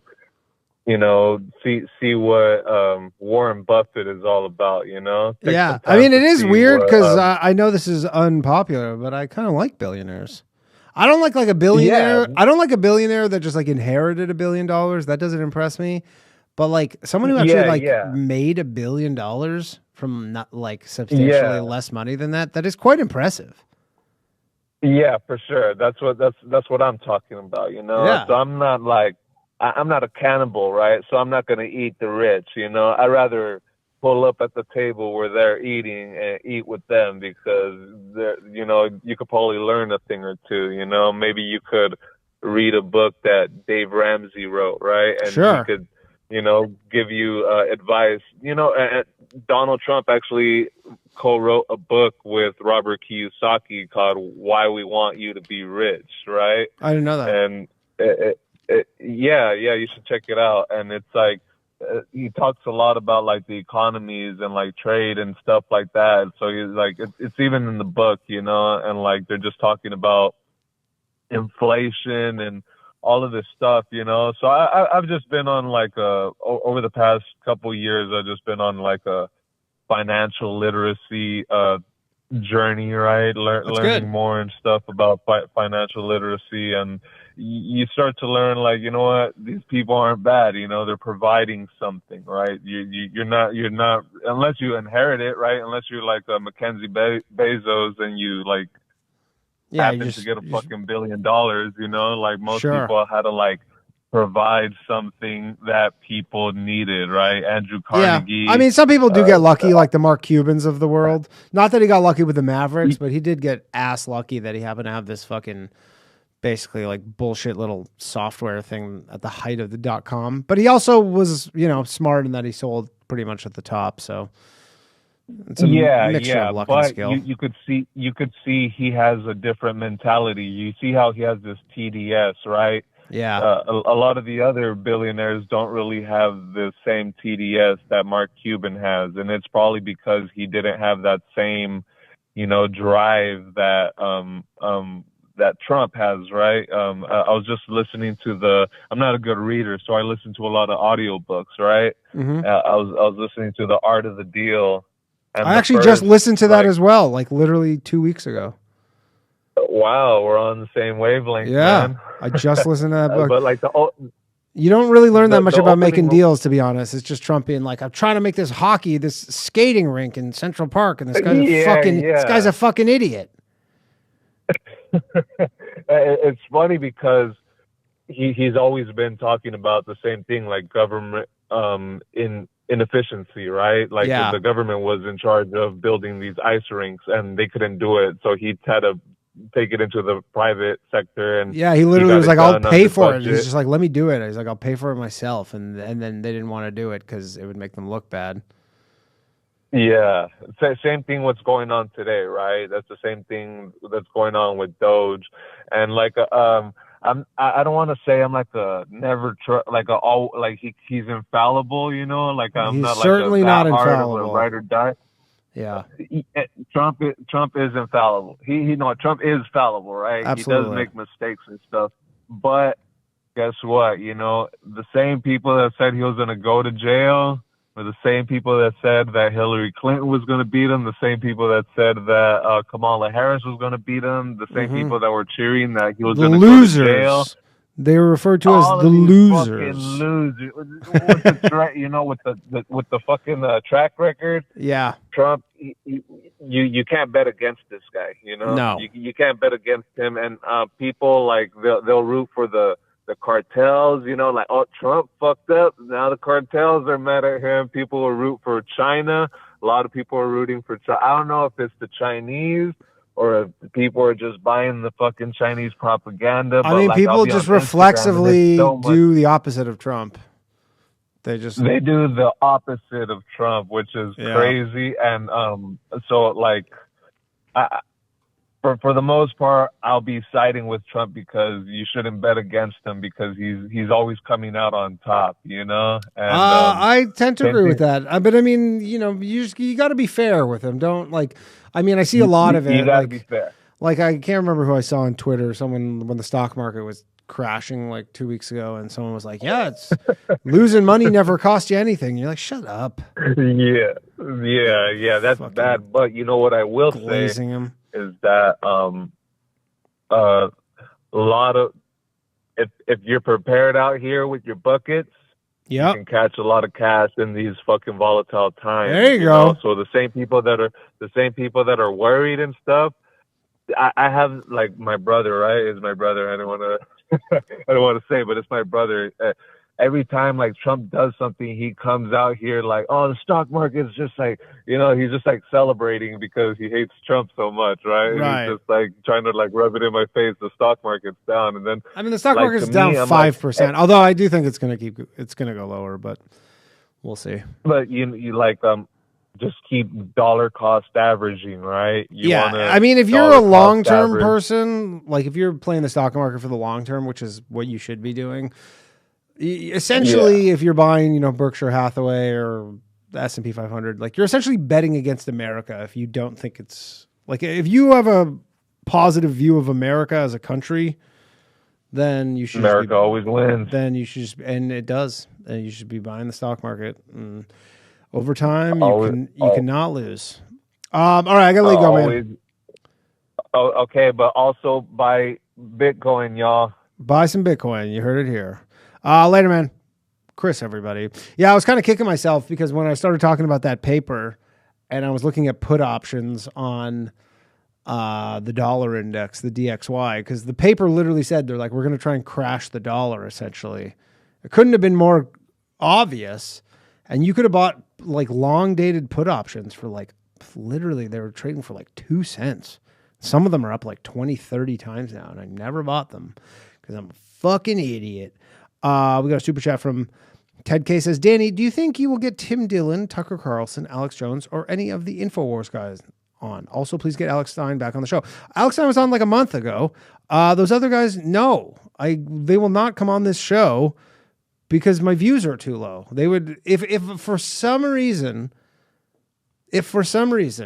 I did get them to consider it, they would look at the views on YouTube. They'd be like, yeah, the show gets like 3,000 or 4,000 views. I'm not doing that. So that's another one of the problems with the show, is that I can't really get good guests because good guests won't come on a show that has the views that the show has. So I'm going to work on it.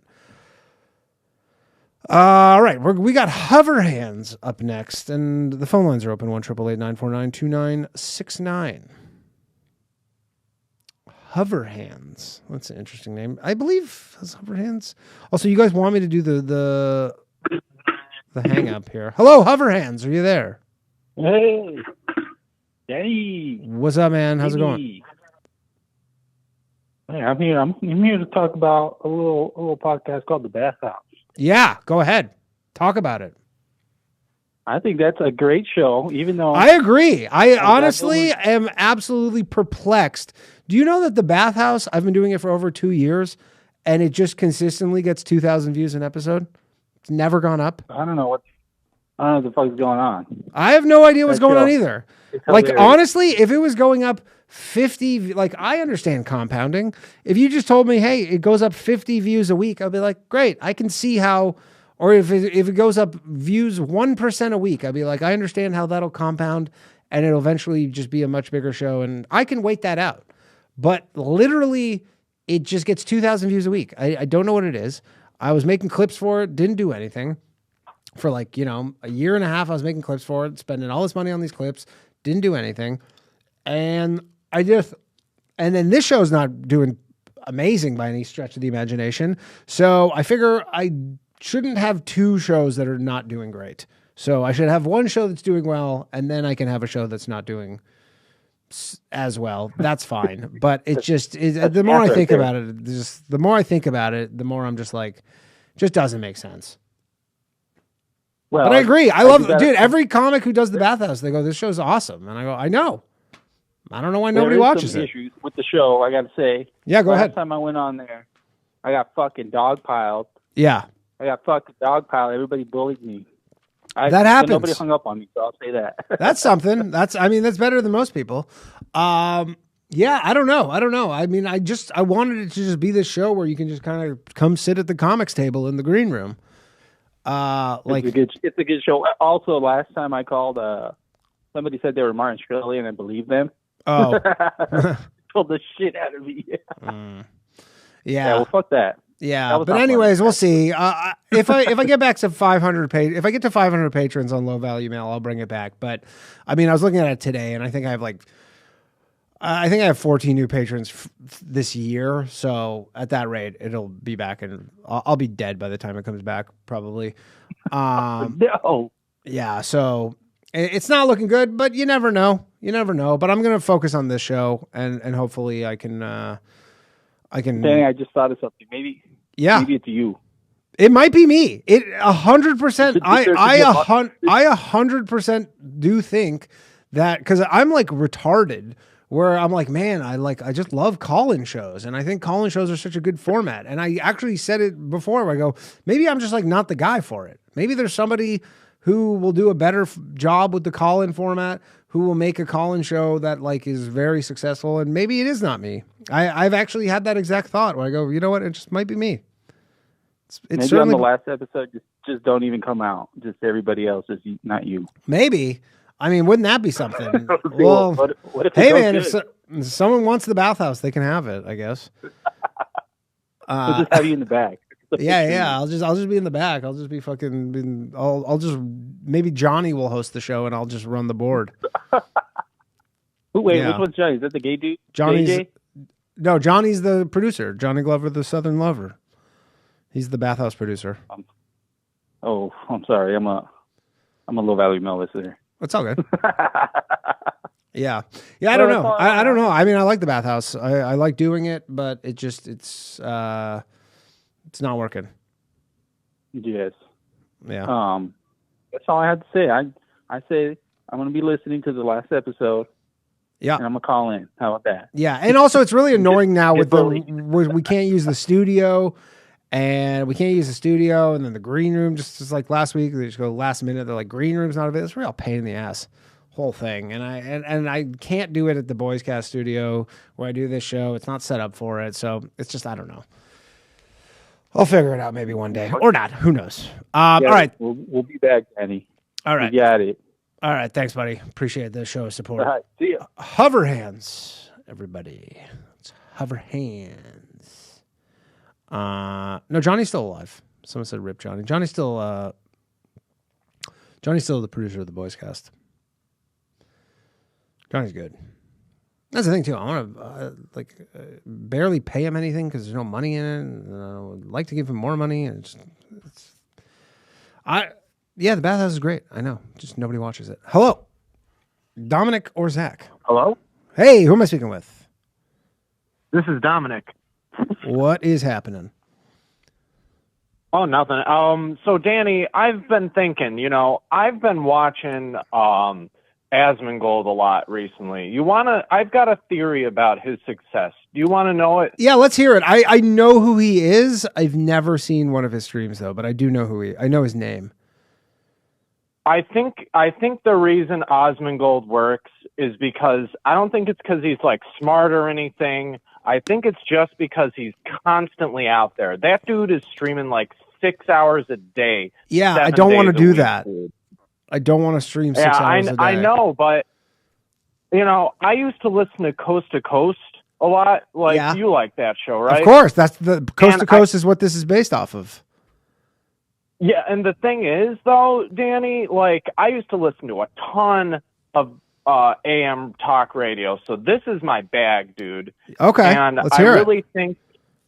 I really think the most essential part of a lot of these talk radio shows is that the majority of the formats was either 2 or 3 hours a day, 5 days a week. Yeah, I can't do all that. the big names, but I wish you could though, Danny, because I'm trying to get. I think you're. Yeah, I've been trying to get actually, because I got offered to do this radio show. I actually got offered a radio show in New York, and but the problem was it was from 12 to 5 a.m. every day. Oh, And I'm just like, I can't do that and do stand-up. That's just like not really possible. I just basically have to quit stand-up, which I don't want to do. So I can't do that. I'm trying to get them to give me like a Sunday night show, but I can't do a show 5 days a week at night because I could do it. I theoretically, I guess, could do it during the day, but then most of you wouldn't be able to watch it live because for whatever reason, but I can't do it at night because I'm like, then I can't do stand-up. Like unfortunately the two things conflict, which is why this show's on a Monday. Like, it's why the Bathhouse and this are on Monday and Tuesday because those are just the worst nights for stand up. And if I go on the road, for example, even though there's no episode of Low Value Mail next week because I'll be in Vancouver, but it just doesn't work with stand up. You kind of have to choose one or the other unless you do like a daytime show, which I would, but yeah, unfortunately, it doesn't work. Yeah, well, Danny, I think you're actually funnier than Ryan. You know, he's just the good-looking one. I'm the good-looking one. What do you mean? It's crazy talk. It's absolutely crazy. I lost 10 pounds. Yeah, I do think you've got. I do think you've got the the personality for this because you're kind of dispassionate and you're capable of listening to people. That's like you're perfect for this. I think you just need to find a way to do it more. Yeah, I mean, that's the problem. I can't really. I know that probably I would be better off if I did this 5 nights a week, but I can't do it 5 nights a week, unfortunately. Right. Yeah. But you know, there's another thing too. Is like maybe if you're inconsistently doing it, like it doesn't have to be every night. Like, what if it's just like you do it when you can, and it's like. And just at a certain period in the day, because that's one of the things that gets people is like I forget that you do this on everybody Monday, does. You know, I know that everybody does, and that's another problem is if I just pick random days to do this, people would be like, I didn't even know it was happening, and I could tell them, I could say on the show, I'm doing a show on Thursday night, and people would still forget. It's just the nature of the beast, right? Like I could be like, hey, I'm doing the show on Thursday night, and people would be like, Friday, the show would come out, the replay, and they'd be like, there was a show last night? I'm like, you listened to me say it. And they go, people have lives and stuff, you know? They got to be like, I don't know. People have kids and jobs, and they forget, you know? Right. Well, I mean, it might suck, but like I feel like the potential for making it though, like is exponential. You just got to get over the first curve, you know? And so I mean, I've been doing this for 3 years. I just hope you stick with it. Yeah, I mean, I'm not. And sometimes it takes forever. Like there's so many people who are legends, and it took them forever. You know, I understand that. I'm not like against putting the time in, but that's not my issue at all. It's just the Bathhouse specifically is just like I need to focus more on this show because, like I said, I can't have 2 shows not doing well.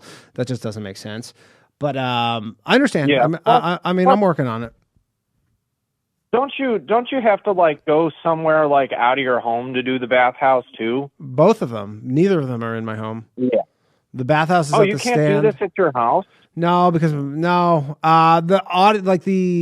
soundproofing in my apartment. Plus, it wouldn't look good. Like I have like a little spare room, but it just like wouldn't look good and doesn't have the right lighting and equipment and stuff. I really miss that picture you used to have as your background. Which one was that? Oh yeah. Like the shitty apartment. Yeah, you know what? Maybe everything went downhill when I got rid of that. Although the views are actually up since I changed the format, but not much. Not much. But my goal is to just stick with this one and see how it goes. Well, keep at it, Danny. And I don't hate the Jews. Thank you. Just thought you'd want to hear that. I mean, sometimes I do. I'm not going to lie. Sometimes I walk through Williamsburg and I go, man, these Jews really chap my ass. Yeah. Yeah. I'll dip out and cool. Thanks for the show as always. Appreciate it. Thanks, Dominic. Dominic, everybody. Oh, we got international comedy superstar Matt Rife on the phone. This is exciting. Matt, how's it going, man? Well, hello, Danny. Thank you for that introduction. Yeah, this is the other Matt Rife, everybody. Matt Rife. Hey, what's up with the Rife machine? I see you tweet about this. You know, I don't know. I'm a comedian, man. No, yeah, dude, it's so funny. I'll tell you about the Rife machine, but it's hilarious when people think that I'm Matt Rife, the comedian, because I'm all like, yeah, you want to come to one of my shows? I'll get you background tickets. I might even let you open. Sure. I've had 2 people show up. It's hilarious. Yeah, they go, what the hell? Yes. So Matt Rife of You Rife, know who it was? Rife Technologies. Yep. That's the name of the company. So, how are you feeling, by the way? I saw you got in a car accident. Oh, dude. You know, the car accident didn't hurt me. I sleepwalk, and I woke up staring up at the ceiling, and I was off balance already because I was standing on my couch. What? And I fell, and I broke 4 ribs. Yeah. Oof. So 4? Right now, I have 4 broken ribs, a broken wrist, and I have a front passenger tire, like the whole knuckle, everything, caliper and everything just ripped right off of the vehicle. Oh, god damn. That Yeah, sucks, dude. It was dude. rough, but I came out unscathed. There you go. You know, I think it was that Jew power. Jews love me, so God bless. Jews love you. Jews love Matt Rife. Notoriously. So what is this? So you sell this product called because I've actually been curious just because I see you tweet about it. You sell this product. It's called the Rife machine. What does it do exactly? And how did you come up with it? Oh man, you are gonna have me on one day because there's a longer story to this. Okay. But I will give you the short. Yeah, well, I'll bring you on. So we're like us as humans, we're carbon-based electrical beings, right? Yeah. Like we have what's called an electrical synapse that goes through our body. Well, a Rife machine works off of EMS, electromagnetic frequencies. And I'm sure a lot of people have heard, oh, those are bad. They'll give you cancer. Well, they will. There's certain ones that'll give you cancer, and that's because they're very high frequency. I think I have one of these for my dog, actually. My dog had surgery. You probably have the you have accessi an loop. electromuscular stimulator or a TENS unit. Yeah, I think the other one. It's called an accessi loop, and it's like this closed loop little electrical thing, and you just put it on his hip. I don't know if it does anything, but it was recommended by everybody. They said it works wonders. Yeah, it probably does. And so that's more of a microcurrent that flows through your body. Okay. And mine deals with EMS, electromagnetic fields. They travel like sound waves. And, you know, you've heard of like light therapy and things where the photons enter the body, help vibrate. But what I'm doing is, and I can't really make claims. So everybody, these are not claims. FDA. These are not claims. The FDA does not approve of these claims. Yeah. Of these not claims. Yes. It's not FDA approved. Okay. But my great uncle did this, man. He invented this in the 1920s, and the Rockefellers shut him down. They sponsored 3 people to do clinical trials, and this is it was for cancer and tuberculosis. My great uncle, he made this machine called the Rife machine. He didn't call it the Rife machine. Other people called it the Rife machine. But essentially what it does is it has resonant frequencies with your body, and it'll attach to different nerves, and it sends an electrical synapse. So now your brain and your body is able to communicate. You know, that lane that was all backed up and wrecks on it, and you couldn't send the electrical activity because there's a resistance. Now you're actually getting electrical activity through. And is this like a mat you lay on? No, you sit around it. Oh, okay. You just sit near it? Yeah, you know, actually, that's one of the reasons I was calling, because I'm getting ready. When the next time I go back up to New York City, I'm going to be doing a presentation up there. I have one of my employees calling chiropractors and many other people, and I'm going to invite everybody to one of my presentations that I do. And dude, I'd love to hire you to come up there and, you know, do a set for everybody, get them warmed Sure. up. I want to take a spin on the Rife machine. Yeah. I'll walk you all the way through it. I can send you a link to the documentary they made about me. Okay. Yeah, send it over. And it's really good. And I don't know how to say this. Like I'm abiding by the law. 100%. That's what we like to hear on Low Value Mail. Yeah, it's taken clientele away from big pharma. So of course, dude, I'm in lawsuits all the time. Right. But you know what? It's worth it. Maybe one day I'll and be so Diddy's and cellmate. so I don't know. Who's the target market for this? Like, what kind of ailments? Everything. Everything. We have 10,000 different elements on the app. You can download the app. It's called Rife app. Rife app. And And it's this got, cures like, a 10,000 different things? Yeah. So let's take. I cannot say cure. By the Cure. way. I cannot Yes. say cure. This is a therapeutic use for this. Sure. I don't make any claims of cure, but let's talk about dementia, right? So Yep. what happens with dementia is you have what's called beta amyloids. These are misfolded proteins that are messing with the prefrontal cortex in the brain. Okay. So you can't have electrical activity going through there. The prefrontal cortex is the logic and decision part making of the brain. And so that's the reason people, they don't act right. They don't make decisions like they used to. They make decisions like a 16-year-old. Or people that do drugs, it stunts the growth of the PFC. So that's the reason they're stuck in that mode of a non-mature PFC, so they don't make decisions like an adult. So if you take electrical synapse and you blow right through those beta amyloids, or it creates a new neural pathway. This is called neuro-linguistic programming. So it creates a new pathway in the brain for it to be able to communicate. Well, now you don't have to worry about the beta amyloids, right? Because now you've created like a new superhighway for the electrical activity to go through, and now your memory's working better. Now it's stimulated. In the other parts of the body, your mitochondria. Your mitochondria is the powerhouse of your cells. This is what will help your body repair. You know about the mitochondria, right? I've heard of them. Yeah, well, they spit out this liquid energy, essentially, and this is how your body repairs itself. Well, a lot of people have mitochondria fatigue, and that's the reason they don't heal up. Okay, but then there's negative ionization. Now, the negative ions is what mitochondria that they feed off of. So I kind of reverse the clock on people by exciting the mitochondria. It does some water structuring, which we can get into on a show. Sure. But, the negative ionization, now you're negatively ionizing your body. Well, when you're born as a baby, you have nothing but negative ions. Yeah, I And always say whenever you're a babies are child, such negative people. Yeah. Just crying all the time. Well, as you get older, you start to lose these negative ions, then you get positive ions. This is the reason children have way more energy and they heal a lot faster. And I'm sure you've noticed this. Yeah, so this helps you with healing?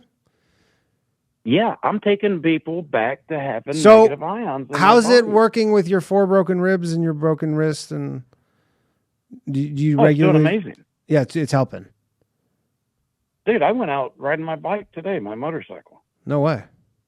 All right, we're gonna. I got a ton of callers on the line, so I got to get to them. But we'll have you on at some point, and we'll chat about this because this is pretty fascinating stuff. Yeah, I'll hit you up in the. What's your and I'll website send you for that. people who want to check it out?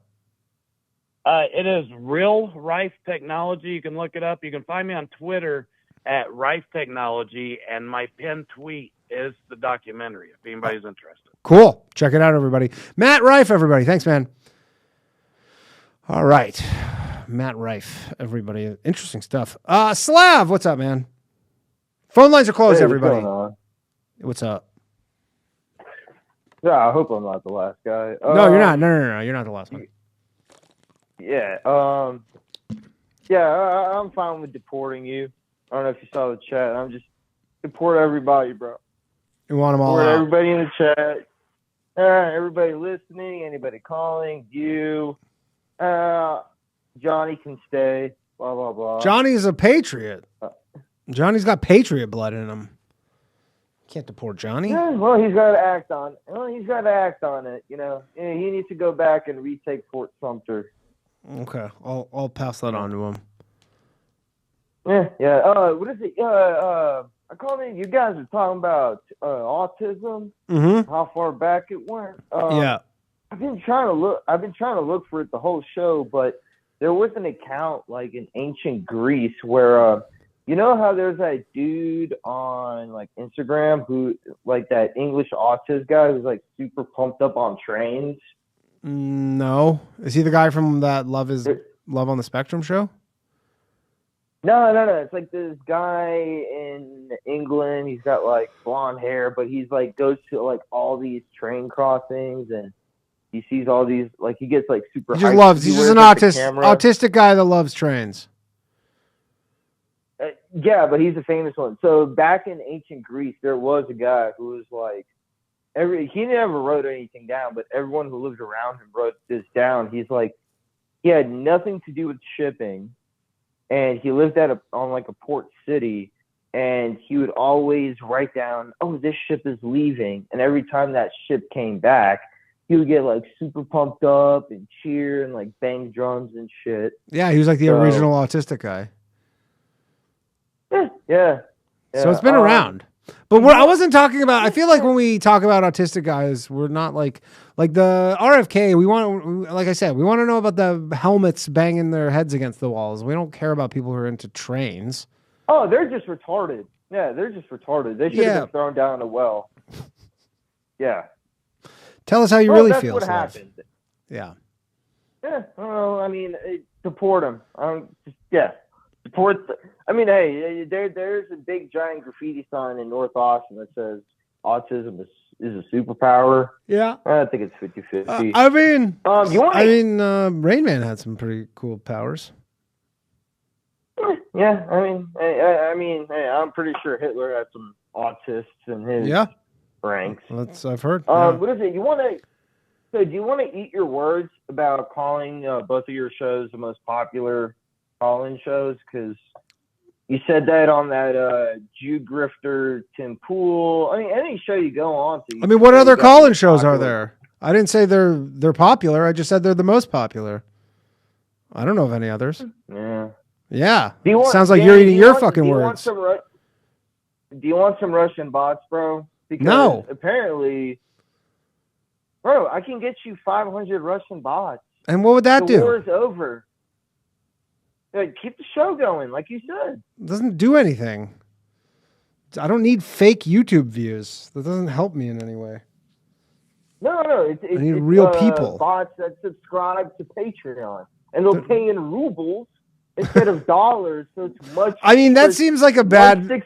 Well, unless you figured out an infinite money glitch where you pay them less money than they pay to Patreon, it's and then like one US dollar is like 60 rubles. So, it's. I mean, again, if I pay them $1 US and I get back less than $1 US, then what is the point of it? Surely I'm not going to get back more than $1 US. Otherwise, you figured out some sort of literal infinite money glitch, at which point I'll take 10 million of them. So you do want Russian bots? Like, bro. No, I don't. I literally tell.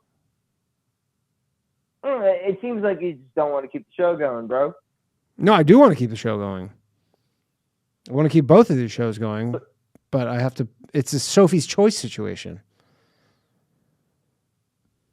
So, yes, for the bot. Like, I'm literally looking at the website right now. I can literally type in "da." Yes. Da. But again, like I said, Slav, they're obviously charging you more than you would get, because what kind of business is that? So then it doesn't make any sense. Oh, they ain't charging me. It's okay, bro. They got Jews of their own. They'll figure it out. Good quote. They've got their own Jews to figure this out. Don't get caught up in the weeds here. Bro, they have so many dead people in Russia and Ukraine that they don't report as dead. Yeah. They keep keeping them alive to collect pensions and whatever other form of Social Security payments. Yeah. We can do the Doug Stanhope of remember how his mother committed suicide? Yeah. And they used her credit card for Sky Mall magazine. Yeah. Yeah, we could just do that for you, bro. You just want to do credit card fraud? I mean, is it really fraud if it's from it's absolutely the fraud. other side of the world? It is definitely fraud. Yep. Absolutely. Well, hey, you're just gonna let a bunch of people down, cancel the show. I mean, it seems like you just kind of. You're almost like a Lucky Larry Silverstein over here. You know, Lucky Larry. pumping up the show. I mean, I would definitely not consider pumping up myself the lucky. show and, I mean, I'm just I mean, saying look, you if just say pull it. once I hit 500 patrons, I'll bring the show back. How many patrons are you at right now? 320 something. And you're gonna pull it now that early? Man, that's not the American That spirit, early? Danny. I'm on pace to hit this in like 4 years. Yeah, you see, this is not the American spirit that we want to see in future Americans. It's very un-American of you to quit so early. I mean, I've been doing What, it for you think over edit- 2.5 years. I mean, Yeah, I'll tell you this. I'll tell you this. editing- This is part of the thing that informs my decision making. Is generally podcasts that do well, they don't take that long. Like generally podcasts that actually do well, kind of like once you get to the 3-year mark and your podcast is not doing well, it's probably not going to do well. That's kind of understood in people who do podcasts. So I'm not being too doomer about it, but I'm just like, again, I have 2 call-in shows. I just want to at least make one of them good. have you tried inviting more women on? No. I heard that's like a good. That's your Okay, well, fucking you don't advice is get more women? Are you going to deny that it draws attention? I mean, sometimes it does. I don't know. I have women on. I mean, I have women. I don't have a no women policy. Yeah, I mean, even though the engagement is negative, you do get more engagement, whether it's negative or not. I mean, I'll tell you Well, this, it is actually. women. I've had episodes with multiple female guests, still the same views, still the same downloads. It's all the same. Yeah, well, Yeah. just keep letting everyone down. I mean, hey, it's really cool. You're doing this rug pull. I don't know how's Rug Bear pull? doing. I never. Jewbear, it's Yeah, I mean, I haven't looked in a while, but my guess is it's worth nothing. Like I said, it would be. Yeah, shout out to the guy who made $2,000 off of it. Yeah, someone Well, made something. And I'll tell you, someone made some money. I was not one of those people. I have not sold. I gave a bunch of Jewbear away, but I haven't ever sold any. All right, Slav, thanks, well, man. I got to get to some more calls. You can join the graveyard. You can join the graveyard with Gas Digital, Real Ass Podcast, Louis J. Yeah. The But here's the shows are thing. almost I already done. have a successful podcast. I have a successful podcast, but I just don't need 2 unsuccessful call-in shows.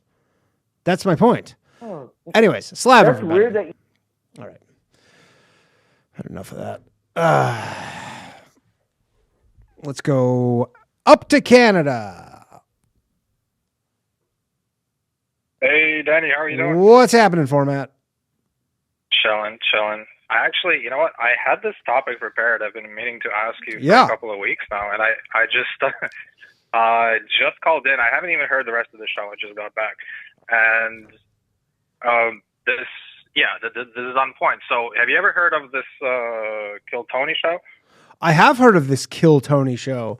Are you going to do the thing that like my mom does? And she's like, you ever heard of Saturday Night Live? You should go on there. No, not that you should go on there, but do you know what time it runs on? I know that this goes at the same. I know that I go up against Kill Tony. I go up against so many fucking podcasts. I get that. There's no solution to it because I can't move it later in the week because then I can't do stand up. And I could not deal with changing the day of the show for a fucking 5th time. But yes, I do know that. I do know that it works against me that I go up against Kill Tony, even though it's not even fucking live. That you can actually just watch later. There's no difference. Yeah, but like, you know, like when it comes out live, like, am I supposed to tell Margo like, yo, you wanna watch Kill Tony right now, or you wanna go listen to? I get it. Maybe it just wasn't meant to be.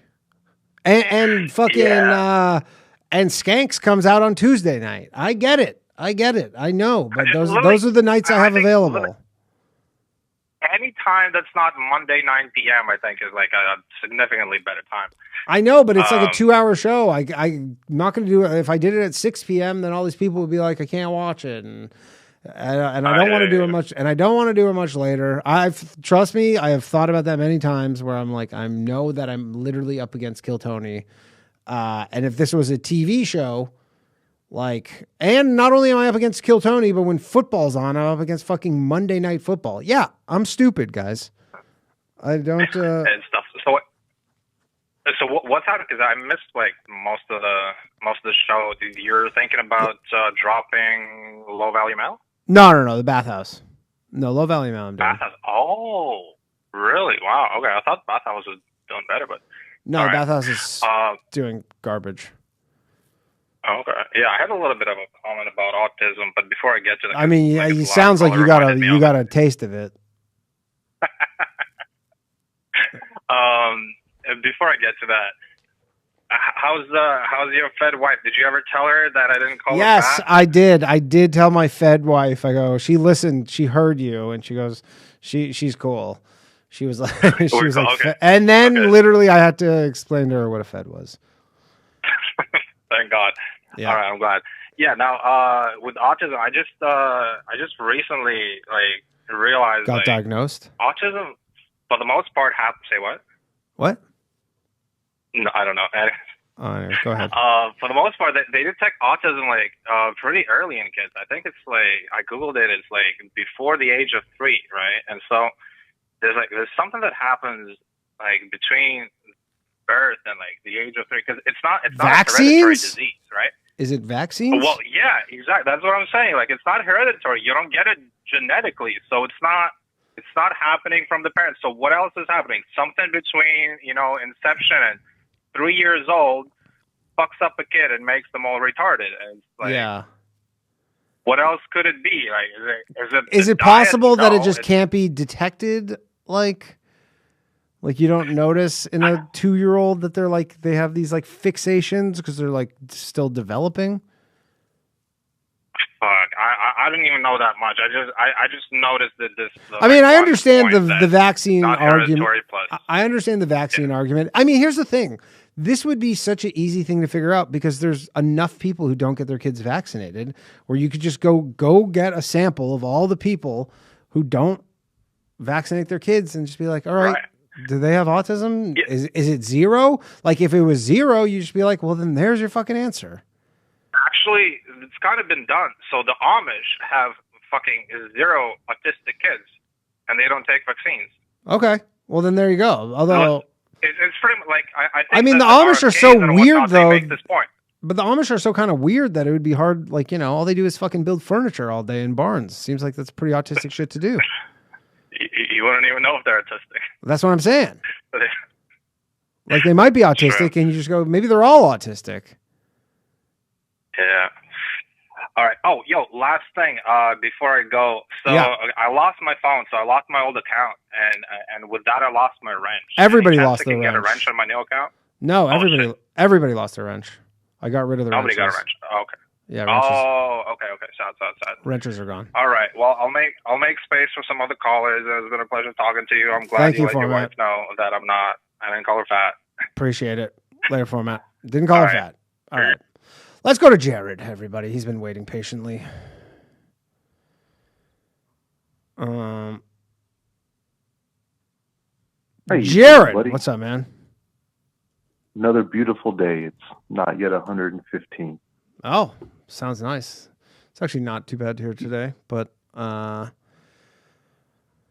115. No, it's the hottest. I think it was 90 today. Yeah. So what's I up, was doing Jared? my taxes. So getting your taxes done. Send all your hard-earned money over to Israel. Damn Jews. Good times. I was thinking, just some of the conversations. We're not going to get into autism, and I think Bathhouse is the greatest. It's a looser show than this. You can call in and shoot the shit with the boys. Yeah. This show is more.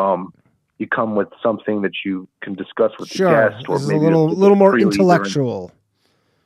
Correct. So I think both shows are great, and I don't know if there's a way so the money goes to you directly instead of Patreon, and we could still do something. You know what I mean? No, I can't. I can't have fucking 10 different things. It's just got to be Patreon. No, I got you. Yeah. Just a thought. I don't know how much money they take off the top. They don't actually take that much. Patreon's actually way better than YouTube. YouTube takes like 30%. 30%. Patreon takes like Right. 10%. That's why I would just prefer people sign up for Patreon. I still like. But having anyways, people in there I'm on top of it. actually very confident that the bathhouse will return because I have confidence. We'll see. But I agree. You know, So what I'm people gonna do is are I'm gonna- everybody's different. I know some people don't like the bathhouse at all. I mean, obviously, less people like the bathhouse than this show because it just does worse. Based on the analytics, it does much worse. So. Well, I just wanted to start with the fun quote. Yeah. Most Jews do not like to admit it, but our God is Lucifer, and we are His chosen people. Okay. This is Harold Wallace Rosenthal. Okay. Sorry if that hurts the algorithm. That's fine. With that said, I wanted to touch back on just the end of Angleton and the transition of JFK getting assassinated, going into Lyndon B Johnson. Okay. And Lyndon B Johnson's affinity for Israel, and then that's going to segue into something called. Lyndon B Johnson wasn't Jewish, right? Well, he was Jewish, yeah. I'm gonna get to that. That's so weird because I do this joke about that there's no Jewish president, and all these people were like, Lyndon B Johnson was Jewish. I'm like, what? Yeah, I got you. I got all the data, and then we're going to talk mishpacha or mishpache or family, depending on how you pronounce it. Isn't that just family? Yes, exactly. We're going to discuss family, and we're going to discuss Nayib Bukele, the gentleman from. It says here Salvador. Lyndon B Johnson's is a Baptist. Well, I got all the data. So I have the Jewish press and I have the State of the Nation. So I have the Nazi version and I have the Jewish version. Oh, okay. Well, the Nazi version definitely sounds trustworthy. Well, no, you'll find that actually the Jewish press says some fun stuff that really enthuses and gushes over his enthusiasm for. It says he was a member of the Christian Church Disciples of Christ. Although it says his early religious upbringing, including exposure to Christadelphian doctrines. This gets into mishpacha and family and what it is to be a Jew. And this talks about conversos and the previous conversations we had about the Jesuits and the Early Society of Jesus being there. So this is something I like. It's not necessarily the one drop rule, but it was either grandmother or great grandmother were both Jewish on his maternal bloodline. So both. So yes, women. One drop rule. Yeah, and according to Talmud, I believe you just have to be 1/16. Okay, so I mean, not even Leather Apron Club does 1/16. Well, exactly. You know what I'm saying? So like 1/16, like if you show fealty and you're willing to put your head against that wall and throw on the kippah, That's all this of gets them, into and we'll talk about these people and their blood relations and what it is to be a member of Freemasonry. And we only have like 5 minutes, so you're gonna have to pick a topic. I got you. So, yeah. So no, and I'm gonna start with, and I have a nice clear path to pull this into. So I wanted to start with the Jewish press. So the Jewish press wrote an article called LBJ. An unheralded Holocaust hero. Okay. So this goes back to this is the Jewish Post. Jewish press. Oh, the Jewish press. Oh, here we go. Yeah. So I have this in front of me. His grandfather and his father were actually big supporters of Israel. They married Jewish women, at least his grandfather did. But isn't that like a lot of like evangelicals and stuff? I don't know if he was an evangelical, but isn't that very common? Well, in Southern Baptists, you could find staunch evangelical beliefs, but this gets into the idea that his wife was Jewish and his father's wife was Jewish. And if you look into you mean his mother? LBJ's father and grandfather, LBJ's mother's name was Rebecca. His, if I'm mistaken, LBJ's grandfather married a Jewish woman. I'm going to get into their names shortly, and I'm going to be using the Jewish press's explanation, not the State of the Union. I can give theirs too. But the idea is I like to try and use Jewish sources for certain data just because it's just better to use their references. Yeah.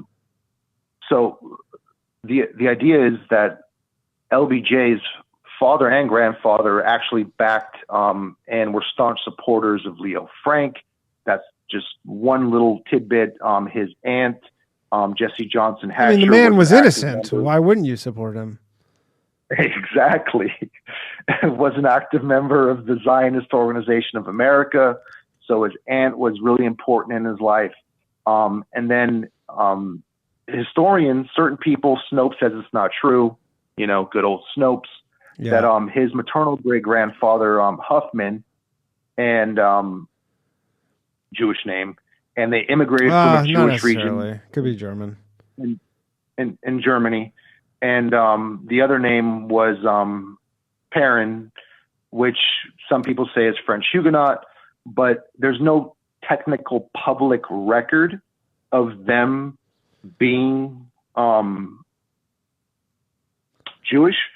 So if there's no public record, is the default that he is then in fact Jewish? Well, it's somewhat like akin to like Zabbatai Zevi or Ignacio Loyola. These are individuals that converted to Christianity at a certain time. They were outwardly and openly Christian, but what they were doing is they were working on behalf of Israel at their core. And that's what I like to. I mean, it doesn't make him Jewish, though. No, it doesn't. But his alliances and his allegiances, whether it's through Freemasonry or his Jewish maternal lineage, Well, it says here that his mother, Rebecca Baines, her great-grandfather was Baptist clergyman George Washington Baines, which does not seem Jewish to me. So from the data that I have here, let me just, I'll pull it up real quick. Okay, and I'll give 3 you minutes. 100%. So Lyndon Johnson's maternal ancestors, the Huffman, migrated from Frederick, Maryland, from Germany in the mid-18th century. They moved to Bourbon, Kentucky. We know, as according to Jewish law, if you have mothers on the Jewish side, you can be Jewish according to their rules. Both Lyndon Johnson's great-grandparents on the maternal side were Jewish. Those grandparents of Lyndon's mother, Rebecca Gaines, their names were John S. Huffman, Mary Elizabeth Perrin. John Huffman's mother was Suzette Ament, a common Jewish name, and then Perrin is also a common Jewish name. I mean, I've known many parents, none of them were Jewish. And that may be the case. And maybe this is purely speculation. But what this tied into was Lyndon B Johnson quadrupled Israel's budget. He smuggled Israelis into the United States from Warsaw when he was a congressman in the time during and leading up to World War II. He gave Israel tanks and aircrafts after the French cut off their arms supply in the post 6-Day War period. And it just seems that these things indicate an allegiance to Israel, and this gets into mishpachah. Well, but every president has an allegiance to Israel. There hasn't been one without it. And that gets into don't have the time today to discuss bloodlines and the fact that all these people are related in one shape or form, whether it be through the Jesuits, Freemasonry, or Jewish organizations. But why don't you start like a faceless like Rumble channel or something? Because I assume you wouldn't want your face on it, but I feel like these are like 3-hour videos that you need to be doing here. I know they are quite extensive, and the data does jump around a bit in the sense that to cover certain things, you need to go down certain channels. Yeah. to be prefaced, and I appreciate the time. And what it was going to go into was Nayib Bukele, who was the is he also Jewish? Salvador. So he's actually a Palestinian Arab, but he worked and was a guerrilla in the FMLN in the late 70s and early 80s, which was an extreme left-wing communist organization, Communism, Judaism. Bukele was a guerrilla in the 70s? Isn't he like 40? Yeah. Maybe his father, I beg your pardon. Oh, okay. I was going to say, I'm like, that doesn't seem too yeah, old for that. maybe I misread that in the way I remembered it. I haven't written any of this down. I'm trying to do my best to just spit All good. this off. I gotta let you go though. I gotta let you go because this will never end. But call into the bathhouse next week and we'll get into it. Jared, everybody. Will do. Always a pleasure, Danny. Jared, everybody. All right, let's take a few more calls and then we're gonna wrap this bad boy up. That should put me to sleep, man. Let's go to Canada here. Let's go all the way up to the Great White North. We got Harry on the line. Harry, are you there? I am here. What's happening, Yeah, Harry? I just finished eating a cheese dream. Finished what now? Eating a cheese dream. Eating a cheese dream. Ryan Long's favorite food, the cheese dream. Yeah, I think it's an Ottawa thing, man. Like, I can barely understand you. I don't know if you're. It's hard to hear you. It sounds very muffled. I think I'm a little bit too far Great White North. Yeah. Can you hear me now? Yeah, that's a little better. No, I think it's an Ottawa thing, man. The cheese dream, like the when I was a kid, that's what everyone called toasted cheese sandwiches. This is cheese dreams. Cheese dreams. Oh, okay. So we're learning the etymology of the cheese dream. It's an Ottawa thing, apparently. But do you have it with hot dogs on it? Do you have the wieners? Usually ham. Usually just some Black Forest ham, sort of chopped up. Some ham. Okay, sounds kosher. Yeah. So what's up, Harry? I'm moving to the United States in a couple months. You're moving to the United States. Congratulations. Where are you moving? Utah. Utah? Yeah. Okay, cool. Why are you doing that? I lost my job in Toronto and was kind of looking for something a bit different, and Utah was calling. But I just I'm going through all the visa stuff. It's a gigantic pain, even though like lawyers are doing most of it. It's, the paperwork is brutal. Tons of shit. Is there, I'm sure you get asked this a lot from your buddies, like, is there anything you wish you knew before you moved to the States? No. That you were told? Or? No, it's basically exactly the same as Canada. Other than you have to figure out the whole health insurance thing. I don't know the degree to which you require health care. That is very different in the sense that, like, you got to find insurance, and then you get your insurance. Then you're like, okay, I want to go here. And they're like, no, you can't go there. You got to go to this place. We don't cover that place. It's a total scam. Right. Besides that, though, it's also your credit doesn't transfer over. So I would recommend, are you with TD by chance? No. So TD is like the biggest bank in the United States. And it's also the biggest bank, or one of the biggest banks in Canada. I don't know if it's the biggest bank in Canada, but it's very convenient if you have a TD account and get a TD credit card, because basically they can use your Canadian credit to get a credit card in the United States. If you don't have one, like Ryan was with like Scotiabank. And so when he got a credit card here, like the only thing they would give him is a secured credit card, because you come here, your credit history doesn't transfer over. So when you start here, you're like, you've never existed. You could have immaculate credit in Canada. It doesn't matter. But TD has some, essentially, like, it's not a loophole, but they just have something where, because they're also an American bank, if you have a TD credit card in Canada and an account, then it essentially transfers over and you can just get a U.S. credit card. Well, that's pretty good advice. I should probably hop on that and see if you guys can take care of that. Yeah, I would just go open it. I don't even know if you need to have an account necessarily with TD. You could just have a credit card with them. But you should just go ask them that. Like, just go there and be like, hey, I want to move there. But yeah, the credit card was a pain in the ass. And make sure, because when I opened the credit card, for whatever reason, they weren't reporting my credit to like FICO here or whatever.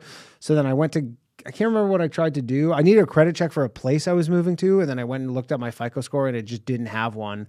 And it was the first time I had checked in like after living here for literally years. And then I called them and they're like, oh, we haven't been reporting your credit history. So then that took like 2 months for them to report on my credit history. So other than that, pretty seamless. Right on. Yeah. Right on. Thank you very much. All right. Sounds good. Harry, everybody. Let's take 2 more calls and then we're going to wrap this bad boy up. Don't forget, no episode of Low Value Mail next week. I'll be in Vancouver. If you live in the Vancouver area, come out. House of Comedy. Tickets at DannyComedy.com. Hello, Charlie from Florida. Hey, Danny. How's it going, man? Good. How are you? I'm all right. Sorry to hear about the bathhouse thing. The bathhouse will rise again. Like that show, man. I like doing it too, but nobody will. Nobody listens to it for some reason. I don't know why. Very strange because I think it's a really funny, entertaining show. I know. Me too. Nothing I've like called in it. a few times there. I've called in several times actually. I really like. Just the format is very unique and it's very much to my consternation, Charlie. I think it's some sort of global Gentile conspiracy to keep me down. Do you think that does people just like a lot of dumb shit now? I do think that. Yes, that is part of it. People definitely. I think that could be part of it. I mean, yeah. I honestly don't know what it is. I know that it doesn't help that this show goes up against Kill Tony and that show goes up against Legion of Skanks. There's nothing I can do about it. Like, I changed the time of the bathhouse to be earlier because I wanted the show to be longer, and I don't know. I just can't win. It's fine. It's fine. Just it is what it is. If it's meant to be, it's meant to be. I don't know. Maybe have some karaoke one night on it or something. I will not be doing that. I mean, even when I have big guests, I had Ari Shafir on, and it just I get 300 more views. I'm just I don't know how much bigger the guests need to be here. And the thing is I can't even get big guests on the show because the views are low. So then people wouldn't agree to do it. So I'm trapped in this thing where I can only really get my friends. Maybe Gavin Newsom or something. No, I don't think Gavin Newsom will do the bathhouse. Not if he wants a fucking career. Probably not. No. Yeah. Well, now I hope that. So next week is the last one. Yeah.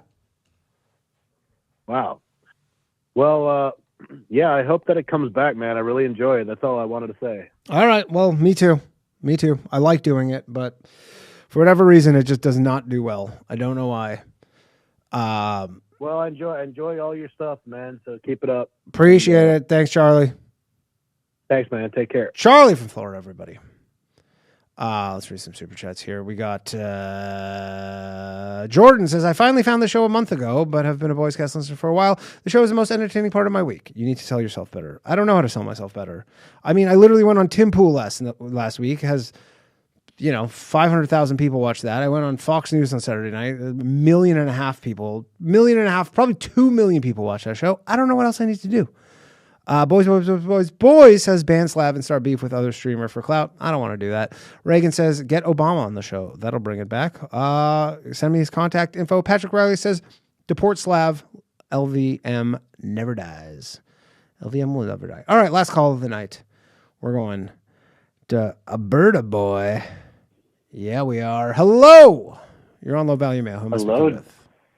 Danny, what's going on? It's Aiden. I have a long list of Jewish people in history that I'd like to go through with you. Yes, let's do it. No, I definitely do not have that. Oh, okay. That's too bad. Do you want to keep chatting about marketing their show? Are you familiar with the Sure. word puffery? Puffery? No, I'm not. I mean, I've never been particularly good at marketing, so let's hear it. I mean, I have a theory that Canadians just suck at marketing, and you got to embrace the new American side of you and just lie. So puffery is a marketing term for using phrases and statements that aren't real or valid. So you can say this hair hair shampoo is the most volumizing. Sure. You can't define volumizing, so anyone can be the most volumizing. And you just got to lean into that and be like, number one call-in show, just like a lie, but also use Puffery. I mean, I do say that, but the problem exaggerate. is that the show doesn't. The thing is, the only way for the show to really grow, like via the YouTube algorithm, is like the YouTube just doesn't. The thing is like people tune into the show, I guess, who probably have never seen it on YouTube, because there's no really way to grow audio downloads. Because audio downloads doesn't really have like an algorithm built in. So there's really the only way is through YouTube, and people, I don't know, they see it on YouTube and, maybe like a few of them watch it, but most people don't really, I don't know. They just, people watch it and they're probably like, they're probably like, what the fuck is this? And then they, this is my first time seeing it. Yeah. Yeah, there you go. What's your ethical line? What's your ethical line for being marketing? Like, the thumbnail could just be an axe, right?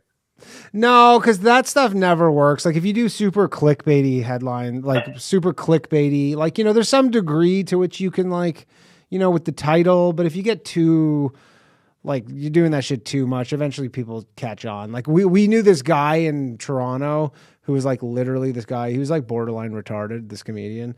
And he had this YouTube channel that he like would do these crazy clickbait videos where like the video wasn't even like what the card or like the thumbnail or like the description said, and they were like these, and like people just get so mad, and he basically like blew up this channel and then just destroyed it. Like it's one of those channels where it has like 800,000 subscribers. I don't even know if they're real, and like a video does like 200 views. The thing is, it's a very short-term thinking to do that, and it doesn't really work. Is most of the traction from people actually listening to it live, or do you get people who follow like? Who More people listen to these shows after the fact than listen to them live, just because catching something live, people have lives and whatnot. But like there's like usually a few hundred people who catch it live, and then there's a couple thousand who watch it. But it's just like literally the bathhouse has just been 2,000 people watch it. Like if you look at YouTube, it's just like 2,000 views on every episode for the last 2.5 years. Yeah, damn. I mean, you're deeper in this stuff than me, but like, can you do things like I don't know if you know Jubilee, the content creation platform? They do clickbait titles all the time. They'll swap them out after the videos been up for a while. Do you start the videos with a clip of like you destroying a call-in? No, but I don't do that. Like I feel like so many of the answers to the shit is just like do a different show and be a different person, and I'm like, I just can't do that. So this is the ethical line, yeah. You just fake it then. This is be American and fake it. Just have a buddy call in, say something stupid. You shit on them. Trust me, that bad boy. I do not need a friend to call in to say something stupid. I don't know if you've caught any of these shows. The regular callers and the callers do the heavy lifting on that. That's not required. I don't know. I really don't know what it is. Damn, maybe you just you got to lean into the boomers who want to talk to someone on the phone. All the young people. I don't know. Yeah, I mean, part of me thinks I'm just like maybe there is a reason why nobody does this format, because it's just like it is a dead format, and I'm going against the current here, and there's a reason why this doesn't exist anymore or barely. I don't know. I really don't know. Well, would you ever just does doing this help you with your other stuff? Like, no, I want to ask not at all. Literally all you this can't shit. say like you're the host of the #1 call-in show in the world. Like that doesn't No, it doesn't help me with stand-up. It doesn't help me with anything. I just do it because I like it. Damn. Yeah. Well, that's tough. I mean, no, it does the opposite of that's help. your first mistake for making money. Yeah, it does the opposite of help me. But I do it for the love of the game. The only reason you should do things. That's very true. I mean, at that point, then you got to love it enough to keep doing it. How long have you been doing it? This show for over 3 years. Probably this show is like 3.5 years, and the bathhouse is like 2.5 years. Oh, damn. Yeah. Yeah. Well, I mean, hopefully you keep it up. Yeah, the Kill Tony thing, that's tricky, I guess. But I think that maybe there's a wave because they have a lot of new viewers. And like I was listening to the first episode today, and I was like, yeah, this is annoying. These people are very bitchy all the time. And then I just saw like, oh, there's other stuff. Let's check this out. Like literally just saw it was live. I listened to the Boys Cast. I thought I'd check it out. You gotta like catch everyone who's bailing on Kill Tony. Yeah, I mean, I don't know the bailing on Kill Tony thing. The problem is that like podcasts, like anything, follow like a Pareto distribution essentially. Essentially, it's an 80-20 or even a 90-10 thing where it's just like 90% of all podcast views go to 10% of podcasts, and 10% of views go to 90. And it's very hard to like switch buckets essentially to go from like, you know, one to the other. It's just, it's hard. And I mean, there's a million fucking podcasts. Like, you know, you're basically either going for slow organic growth or you're trying to get one. Yeah, and I would be fine. I would be happy with slow there. organic growth. I understand how compounding works. I would be fine with that, but it's not even that. So, damn. Yeah. Well, this is a change of topic, but I wanted to double check. If I was going to go to one of your Edmonton shows, which one would you recommend? Late nights or Saturday, Sunday? I think Friday, Saturday, Sunday. Friday, Saturday is probably the best one to go to. Okay, those are always good. Yeah, and if you go, come say what's up. I'll be hanging around, and I'm stuck in that fucking mall for like 5 days. So. Oh God. Yeah. I'll be kicked. Yeah, the hotel's in the mall, so you literally never, if you don't want to, you never have to leave the mall. You're like who's that guy who got stuck in the airport for a movie? Basically, I'm like a cruise ship comic, but instead I'm in a giant mall. Yeah. West Edmonton Mall. You can go to the water park. Yeah. Another tangent. I was curious. So, in the world of podcasting, are you familiar with the All In guys and Scott Of course. Galloway? Two opposite ends there. I was curious. Yeah, I know them both. Yeah. I don't listen. I used to really like the All In podcast, but I cannot fucking stand Jason Calacanis. So it made me listen to it less. Oh yeah, it's brutal. They just had some differing opinions on, which was interesting, but it's very hard to attack. It's easy to attack when you're the outsider. Now that they're kind of defending power, it doesn't. Yeah, I mean, they were like weight. he was like a fucking Trump derangement syndrome full bore guy, and then then he's like, oh, he's not that bad. And now he's like I don't know. He's just but all of them were, except for David Sachs. They were all like Trump's the worst, and now they're all like Trump's the best. I understand the shift that occurred with all like the Silicon Valley people because people on the left went so fucking crazy. But like I mean, during COVID, it was like the best podcast. They were really, really insightful and all this stuff. And then now I started listening to the Lawrence Summers episode today. I listened to it at the gym for like half an hour.